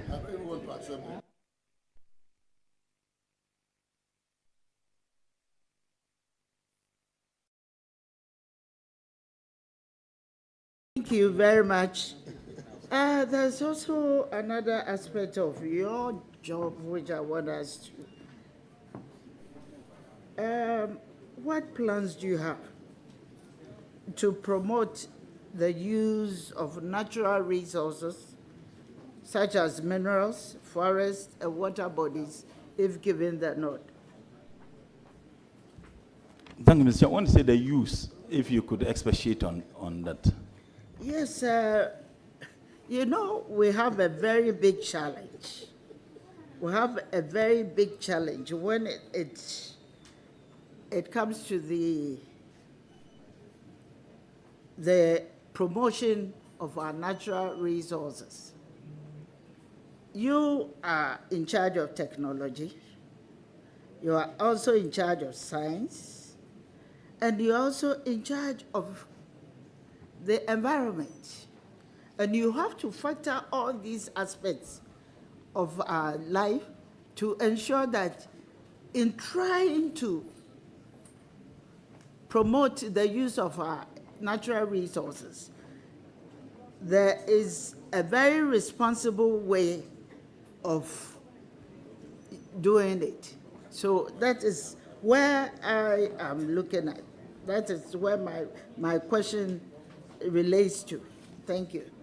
Thank you, Mr. Chair. Initially, in one of my responses, I talked about the already laws that we have enacted to preserve the environment, if you like, to conserve and sustain the environment. And the Hazardous and Electronic Waste Control and Management Act I talked about. And the fact that we now have the e-waste recycling, at Agbobulushi. Reclamation and of degraded lands. If we have agriculture smart technology, we'll be able to help in this direction. And we can only do so if research institutions are given the needed resources to come out with that. Of course, in collaboration with the Ministry of Agric, because we know the effects of our agriculture activities on our environment. Again, we fight galamsey. I see that as a moral duty and a responsibility. I don't know what I mean. My earlier, answers, I said, look, the idea of helping to sustain the environment is anchored on Scripture. And I made reference to Genesis 2:15. I also made reference to Quran chapter 2, verse 30, where the Lord, in this case I'm referring to God, entreat all of us to do everything possible to take care of the environment. It's a moral duty. Maybe perhaps our religious groupings, the pastors, the imams, should incorporate in their sermons, their preachings, the need for us all to play a role in sustaining the environment in which we live. And I think that that is one way. So there will be so much education and sensitization that will go a long way to help. Thank you. Right, thank you very much. My sister Aja Ladi touched on how you can deploy our women to assist with waste management. But I see a much broader area. You recollect that our women are often disproportionately impacted by climate change, especially in low-income countries where they may be more susceptible to harm due to poverty, lack of education, and limited decision-making power. Women may have limited access to resources such as land, credit, and technology, which can limit their ability to adapt to climate change and mitigate its impact. Honorable nominee, what specific policies does government plan to implement to address the climate change and environmental sustainability, especially as regards to women? Thank you. Thank you, Mr. Chair. His Excellency President Mahama made history by nominating a running mate as a woman of substance, a woman, I say, who is more than 1,000 men in terms of her achievement. And I think that it is not for nothing that she was made the running mate. And the good people of this country actually, endorse that. Women have a significant role to play in all aspects of our life, whether environment or agriculture. And I can tell you that I'll do everything possible as far as the ministry is concerned to give women a lead role. You were a deputy minister there, and the information I get there, you perform outstandingly. So when women are given the chance, they deliver, and would ensure that we make women play a lead role in this journey. Thank you. Thank you very much.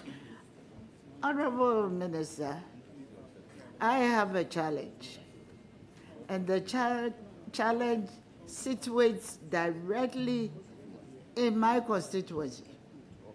You know, in Accra and Kumasi, but in Kumasi, my constituency is where we have the abattoir. Responsible disposal of waste is very much required when you have abattoirs situated in the middle of the town. You know, there is a technology that can be used, and at the same time, the output will be commercially useful as a society.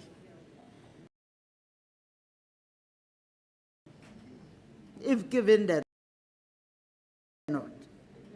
Honorable Minister, how are you going to ensure that the abattoirs in Accra and Kumasi will embark on this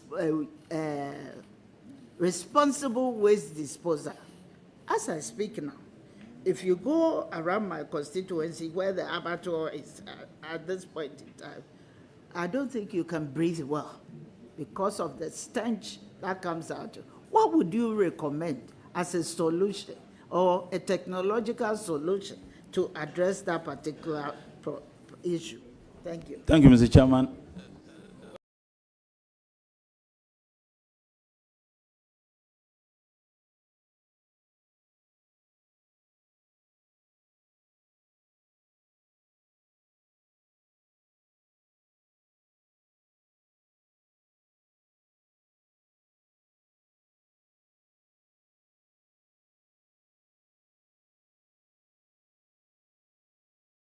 of the technologies and see how we can harness it to be able to solve some of these problems. Thank you.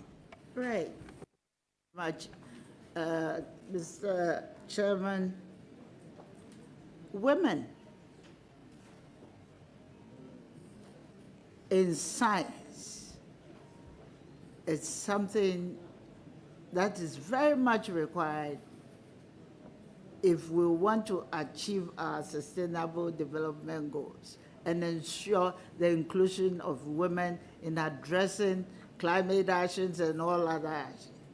What would be your best approach to ensure that we have equal numbers of women? Maybe I shouldn't use equity, I should use equality, but equity. We have an appreciable number of women and girls undertaking science in school. Thank you. I think that the STEM, like I said earlier, is not only important but essential. And my earlier suggestion is that if we can incorporate STEM education at all levels in the education curricula of all levels of education. One thing I've observed as a trained teacher, at the lower primary, you may have the numbers of girls and boys the same. Sometimes the girls are more than the boys, particularly in rural Ghana. But as they progress, the number of girls, reduce, and then the boys will have that. And in some communities, unfortunately, they feel that girls are not supposed to go to school. There's a profound socio-cultural, aspects of our life that hinders the growth of girls, particularly in the area of science. I have 2 boys, 2 daughters, and they are wonderful girls. And I will do everything possible to assist them, just like I assist the boys, to be able to unearth their enormous potentials. So if you introduce or incorporate STEM education at all levels, and maybe emphasize the need for girls to be able to bridge the gap between boys who excel in the sciences and mathematics and engineering, so that the girls can catch up with. I think that is one thing that will help. We have an affirmative law in Ghana now. How do we harness that law to ensure that the implementation or enforcement of it yield the needed intended results? Unfortunately, we may have laws, but the ability to enforce the laws for the purpose for which they were crafted, for me, has always been the challenge. Maybe that is one thing we need to look at, and we need everybody to be engaged, particularly Parliament. Right. Thank you very much. That you've brought the issue of affirmative action.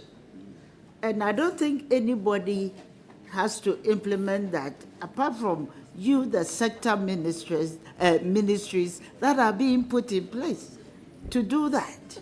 And it will require special funding to be able to also implement these things effectively.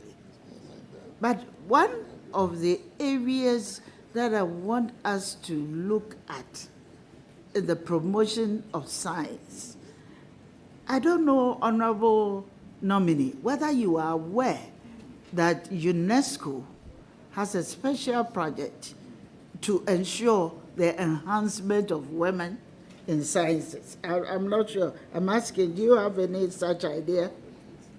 Thank you, Mr. Chair. Not only science, even in cultural education, I know UNESCO, and UNESCO have had that for a very long time. When I was the Secretary General of the All Africa Students Union, I had the opportunity to have attended UNESCO conferences, and, that bordered so much on how we could bring women to equal par, if you like, with men, in terms of science education, in terms of culture, in terms of many other things. So I do have some understanding of what UNESCO does with regards to women. Thank you. Then I am going to engage you so that we'll find ways of ensuring that we can enhance the women or girls' participation in science subjects, and also be able to apply technology to the common things that we do on an everyday basis. You realize that women are managers of the home. Even the food that we eat if there are scientific way to prove that certain food will inure to a good health, that one can be promoted. So I believe that I'm not preaching, I'm preaching to the converted. That's what I'm saying. I'm preaching to the, so I want you to take a cue from that. Honorable nominee, I know if I have to go on and ask you questions, you talk, you speak till we all go to sleep. So I'm going to end here because you love speaking and you are always so I'm going to end here and wish you well in your future endeavor. Thank you. Thank you very much, honorable members. I will give the floor to Honorable Kwaku Riketegen.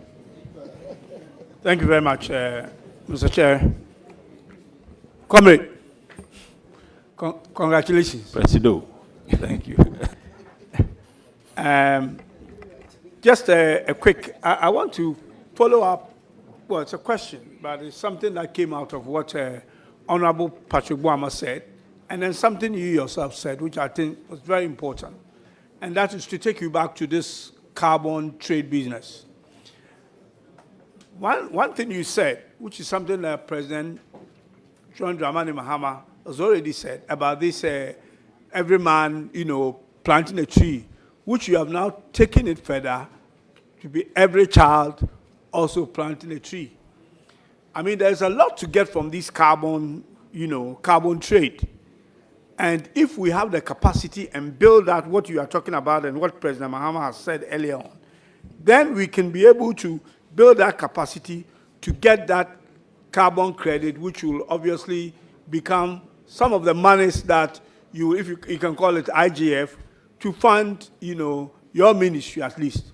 But for me, the most important part, and I want your opinion on this, and I'm happy that the finance minister, former finance minister, is also here, that we have a revenue target. You can contribute from your ministry more than for just your ministry, but you can actually contribute nationally to basically in driving up our revenues.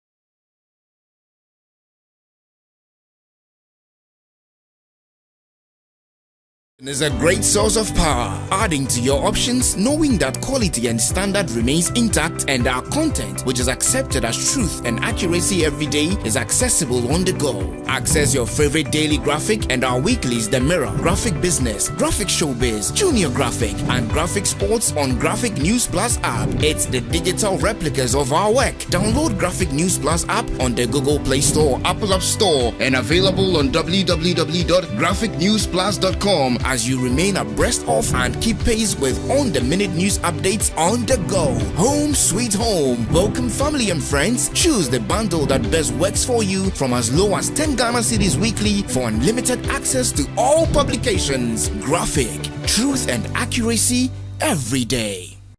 Information is a great source of power, adding to your options, knowing that quality and standard remains intact, and our content, which is accepted as truth and accuracy every day, is accessible on the go. Access your favorite daily graphic and our weeklies The Mirror, Graphic Business, Graphic Showbiz, Junior Graphic, and Graphic Sports on Graphic News Plus app. It's the digital replicas of our work. Download Graphic News Plus app on the Google Play Store, Apple App Store, and available on www.graphicnewsplus.com as you remain abreast of and keep pace with on-the-minute news updates on the go. Home sweet home. Welcome family and friends. Choose the bundle that best works for you from as low as 10 Ghana cedis weekly for unlimited access to all publications. Graphic, truth and accuracy every day. Information is a great source of power, adding to your options, knowing that quality and standard remains intact, and our content, which is accepted as truth and accuracy every day, is accessible on the go. Access your favorite daily graphic and our weeklies The Mirror, Graphic Business, Graphic Showbiz, Junior Graphic, and Graphic Sports on Graphic News Plus app. It's the digital replicas of our work. Download Graphic News Plus app on the Google Play Store, Apple App Store, and available on www.graphicnewsplus.com as you remain abreast of and keep pace with on-the-minute news updates on the go. Home sweet home. Welcome family and friends. Choose the bundle that best works for you from as low as 10 Ghana cedis weekly for unlimited access to all publications. Graphic, truth and accuracy every day. Information is a great source of power, adding to your options, knowing that quality and standard remains intact, and our content, which is accepted as truth and accuracy every day, is accessible on the go. Access your favorite daily graphic and our weeklies The Mirror, Graphic Business, Graphic Showbiz, Junior Graphic, and Graphic Sports on Graphic News Plus app. It's the digital replicas of our work. Download Graphic News Plus app on the Google Play Store, Apple App Store, and available on www.graphicnewsplus.com as you remain abreast of and keep pace with on-the-minute news updates on the go. Home sweet home. Welcome family and friends. Choose the bundle that best works for you from as low as 10 Ghana cedis weekly for unlimited access to all publications. Graphic, truth and accuracy every day.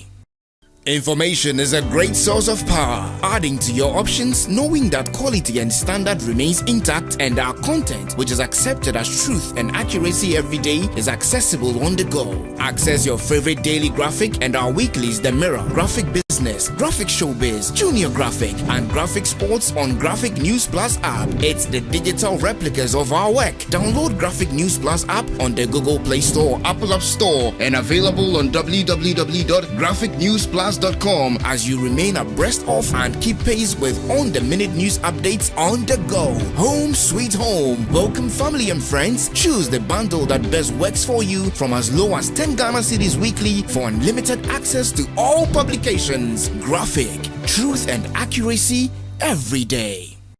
Information is a great source of power, adding to your options, knowing that quality and standard remains intact, and our content, which is accepted as truth and accuracy every day, is accessible on the go. Access your favorite daily graphic and our weeklies The Mirror, Graphic Business, Graphic Showbiz, Junior Graphic, and Graphic Sports on Graphic News Plus app. It's the digital replicas of our work. Download Graphic News Plus app on the Google Play Store, Apple App Store, and available on www.graphicnewsplus.com as you remain abreast of and keep pace with on-the-minute news updates on the go. Home sweet home. Welcome family and friends. Choose the bundle that best works for you from as low as 10 Ghana cedis weekly for unlimited access to all publications. Graphic, truth and accuracy every day. Information is a great source of power, adding to your options, knowing that quality and standard remains intact and our content, which is accepted as truth and accuracy every day, is accessible on the go. Access your favorite daily graphic and our weeklies The Mirror, Graphic Business, Graphic Showbiz, Junior Graphic, and Graphic Sports on Graphic News Plus app. It's the digital replicas of our work. Download Graphic News Plus app on the Google Play Store, Apple App Store, and available on www.graphicnewsplus.com as you remain abreast of and keep pace with on-the-minute news updates on the go. Home sweet home. Welcome family and friends. Choose the bundle that best works for you from as low as 10 Ghana cedis weekly for unlimited access to all publications. Graphic, truth and accuracy every day. Information is a great source of power, adding to your options, knowing that quality and standard remains intact and our content, which is accepted as truth and accuracy every day, is accessible on the go. Access your favorite daily graphic and our weeklies The Mirror, Graphic Business, Graphic Showbiz, Junior Graphic, and Graphic Sports on Graphic News Plus app. It's the digital replicas of our work. Download Graphic News Plus app on the Google Play Store, Apple App Store, and available on www.graphicnewsplus.com as you remain abreast of and keep pace with on-the-minute news updates on the go. Home sweet home. Welcome family and friends. Choose the bundle that best works for you from as low as 10 Ghana cedis weekly for unlimited access to all publications. Graphic, truth and accuracy every day. Information is a great source of power, adding to your options, knowing that quality and standard remains intact and our content, which is accepted as truth and accuracy every day, is accessible on the go. Access your favorite daily graphic and our weeklies The Mirror, Graphic Business, Graphic Showbiz, Junior Graphic, and Graphic Sports on Graphic News Plus app. It's the digital replicas of our work. Download Graphic News Plus app on the Google Play Store, Apple App Store, and available on www.graphicnewsplus.com as you remain abreast of and keep pace with on-the-minute news updates on the go. Home sweet home. Welcome family and friends. Choose the bundle that best works for you from as low as 10 Ghana cedis weekly for unlimited access to all publications. Graphic, truth and accuracy every day. Information is a great source of power, adding to your options, knowing that quality and standard remains intact and our content, which is accepted as truth and accuracy every day, is accessible on the go. Access your favorite daily graphic and our weeklies The Mirror, Graphic Business, Graphic Showbiz, Junior Graphic, and Graphic Sports on Graphic News Plus app. It's the digital replicas of our work. Download Graphic News Plus app on the Google Play Store, Apple App Store, and available on www.graphicnewsplus.com as you remain abreast of and keep pace with on-the-minute news updates on the go. Home sweet home. Welcome family and friends. Choose the bundle that best works for you from as low as 10 Ghana cedis weekly for unlimited access to all publications. Graphic, truth and accuracy every day. Information is a great source of power, adding to your options, knowing that quality and standard remains intact and our content, which is accepted as truth and accuracy every day, is accessible on the go. Access your favorite daily graphic and our weeklies The Mirror, Graphic Business, Graphic Showbiz, Junior Graphic, and Graphic Sports on Graphic News Plus app. It's the digital replicas of our work. Download Graphic News Plus app on the Google Play Store, Apple App Store, and available on www.graphicnewsplus.com as you remain abreast of and keep pace with on-the-minute news updates on the go. Home sweet home. Welcome family and friends. Choose the bundle that best works for you from as low as 10 Ghana cedis weekly for unlimited access to all publications. Graphic, truth and accuracy every day.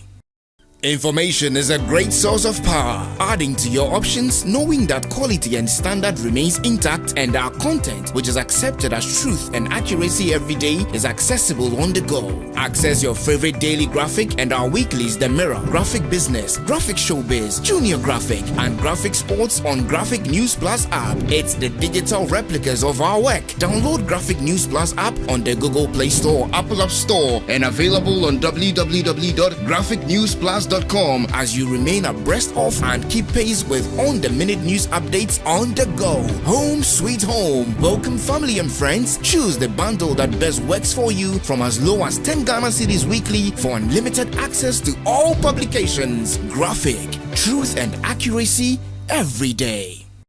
Information is a great source of power, adding to your options, knowing that quality and standard remains intact, and our content, which is accepted as truth and accuracy every day, is accessible on the go. Access your favorite daily graphic and our weeklies The Mirror, Graphic Business, Graphic Showbiz, Junior Graphic, and Graphic Sports on Graphic News Plus app. It's the digital replicas of our work. Download Graphic News Plus app on the Google Play Store, Apple App Store, and available on www.graphicnewsplus.com as you remain abreast of and keep pace with on-the-minute news updates on the go. Home sweet home. Welcome family and friends. Choose the bundle that best works for you from as low as 10 Ghana cedis weekly for unlimited access to all publications. Graphic, truth and accuracy every day.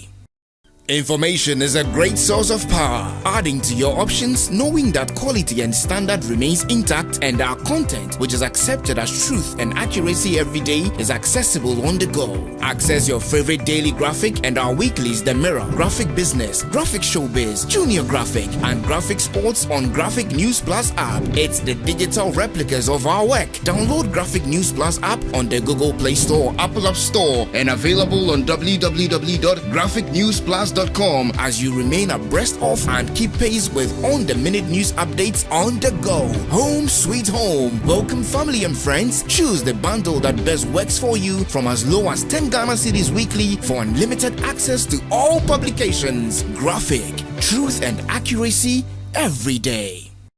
Information is a great source of power, adding to your options, knowing that quality and standard remains intact, and our content, which is accepted as truth and accuracy every day, is accessible on the go. Access your favorite daily graphic and our weeklies The Mirror, Graphic Business, Graphic Showbiz, Junior Graphic, and Graphic Sports on Graphic News Plus app. It's the digital replicas of our work. Download Graphic News Plus app on the Google Play Store, Apple App Store, and available on www.graphicnewsplus.com as you remain abreast of and keep pace with on-the-minute news updates on the go. Home sweet home. Welcome family and friends. Choose the bundle that best works for you from as low as 10 Ghana cedis weekly for unlimited access to all publications. Graphic, truth and accuracy every day. Information is a great source of power, adding to your options, knowing that quality and standard remains intact, and our content, which is accepted as truth and accuracy every day, is accessible on the go. Access your favorite daily graphic and our weeklies The Mirror, Graphic Business, Graphic Showbiz, Junior Graphic, and Graphic Sports on Graphic News Plus app. It's the digital replicas of our work. Download Graphic News Plus app on the Google Play Store, Apple App Store, and available on www.graphicnewsplus.com as you remain abreast of and keep pace with on-the-minute news updates on the go. Home sweet home. Welcome family and friends. Choose the bundle that best works for you from as low as 10 Ghana cedis weekly for unlimited access to all publications. Graphic, truth and accuracy every day. Information is a great source of power, adding to your options, knowing that quality and standard remains intact, and our content, which is accepted as truth and accuracy every day, is accessible on the go. Access your favorite daily graphic and our weeklies The Mirror, Graphic Business, Graphic Showbiz, Junior Graphic, and Graphic Sports on Graphic News Plus app. It's the digital replicas of our work. Download Graphic News Plus app on the Google Play Store, Apple App Store, and available